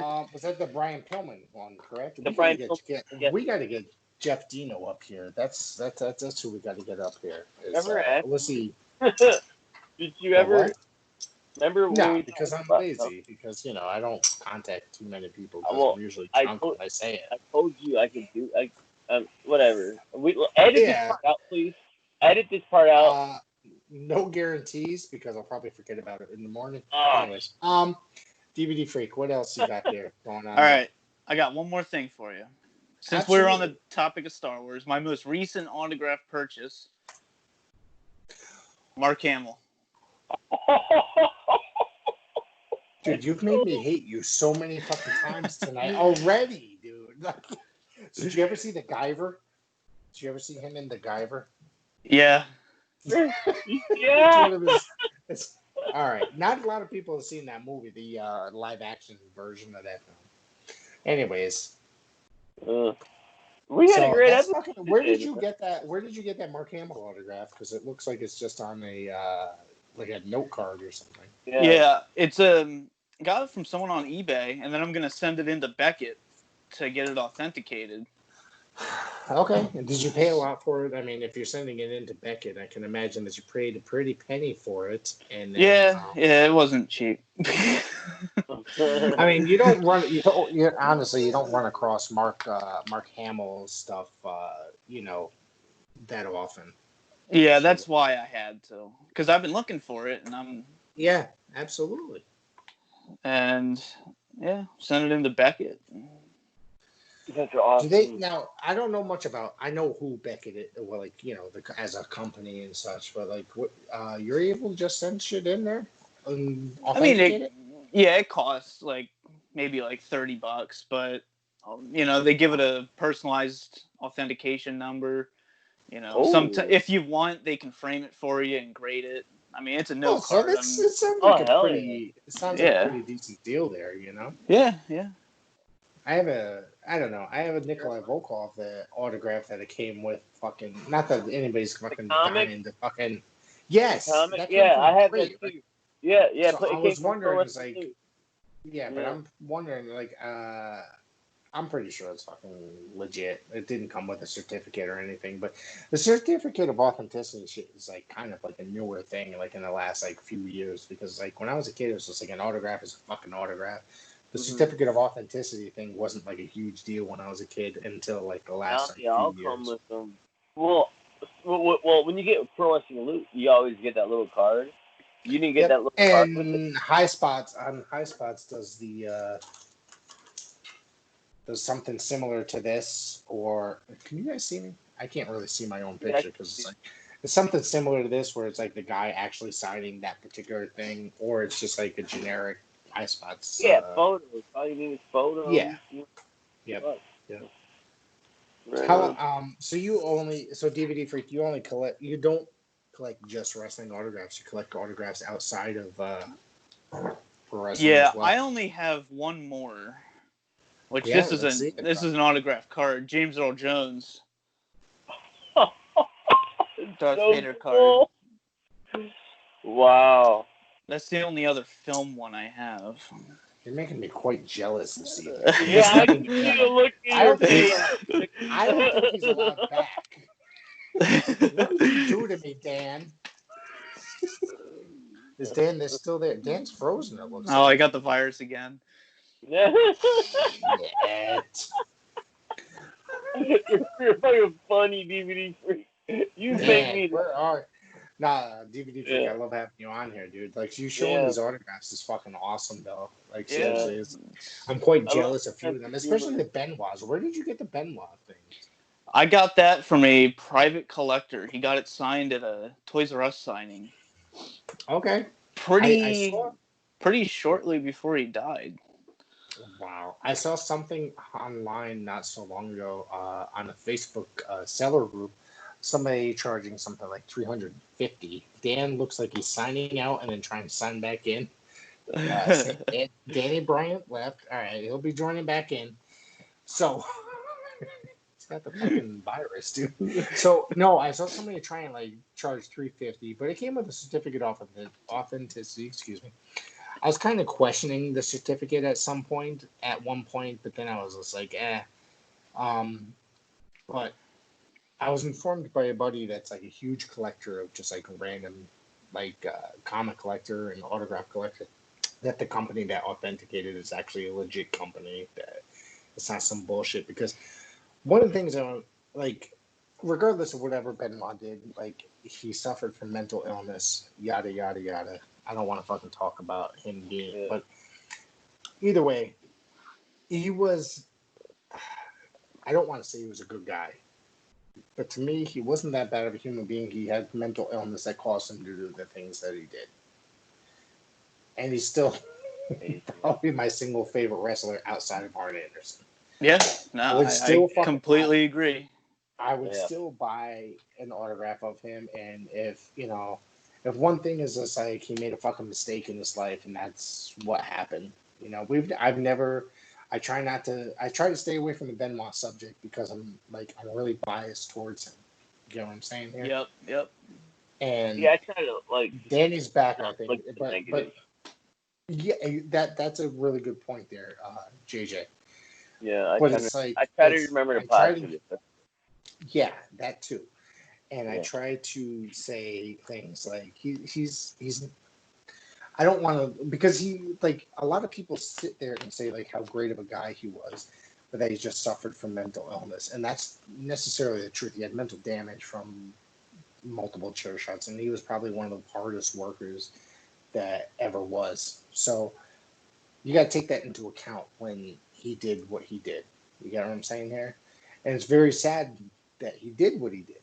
But yeah, I remember when it happened, it was just like, I never gave up on him and the fact that it wasn't actually him. It might have been an altered version of himself. You get what I'm saying here? Yep. So, yeah. And I'm sure that's a lot of people's theories as well. Yeah. well, you never know with the internet and people. It's like automatically people post something Chris Benoit related, and people start talking shit. And I'm just like, I'll post something Chris Benoit related, and if anybody deletes something or post something, start talking trash. I'm just like, fuck yourself. I've never once been afraid to praise him in any of my videos. I'm not. Because Now that you just said that, I love you for that, man. Because I love you more he's for like, that. I did a whole. It was almost like a 2-hour live stream. I didn't know how it was gonna go. I think I did it on the anniversary of his death last year.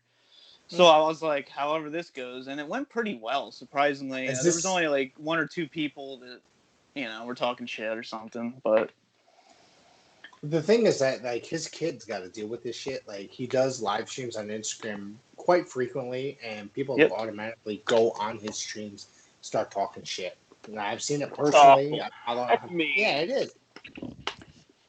People are horrible.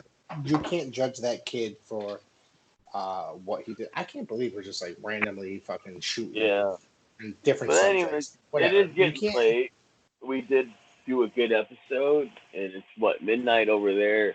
My phone's starting to blow up. It's 11 o'clock right now. Oh, he's got to go deal with his girls.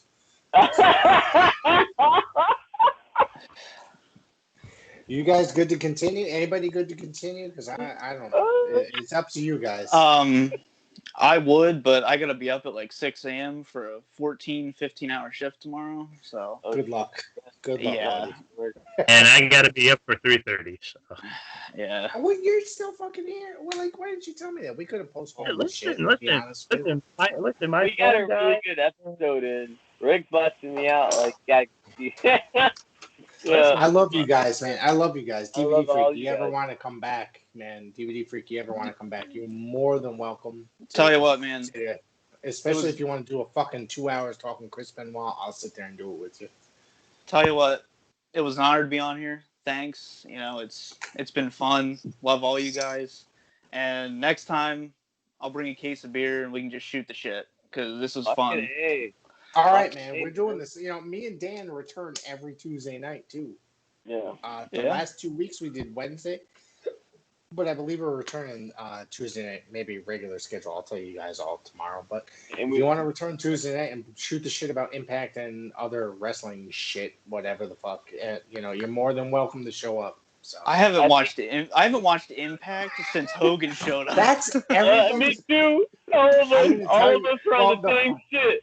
We're all on the same fucking shit. I'm gonna tell you that's the reason why I stopped watching Impact. Yeah, and then I started watching. I started watching again 2 years ago. All right, DVD Freak. Tell everybody how they can get in touch with you. The DVD Freak, all one word on YouTube. I'm gonna be starting back up here soon. Was doing some rebranding today, so working on a new intro sequence. So I don't know when I'm coming back or what the first video is gonna be, but I'm just kind of a go with the flow type of person. So whatever happens, happens. But yeah, and Twitter. I'm not really active, and the Wrestling DVD Room. Anyone's welcome to join. I have fun in that group. Yeah, I'll Danny? look you up, dude. Your voice sounded familiar. I think I might have come across one of your YouTube videos in the past. You do have a familiar voice. So, but I don't know. I smoked a lot of weed, and yeah. So I'm going to tell you, Tuesday night we're back here, and Liquor's invited. Yeah. We don't even necessarily have to talk Impact. It's just the theme of the show. So the DVD Freak, you're more than welcome to join even for Tuesday. We do retro reviews every Sunday. We do absolutely. What is next week? I don't remember. I don't remember either. Is next week? No. Next week's not retro. We do Saturday. Next week is Saturday. We do. Danny and I are doing Impact's Slamversary, and then Sunday is Extreme Rules. Unfortunately, Oh God! Yeah. What do you mean Extreme Rules? Exactly. I already DVD Freak already knows that it's going to be a fucking headache, and I know it's going to be a fucking headache. But It's gonna be. that's what I'll tell you what. we're here for. It's going to be a D show, at least.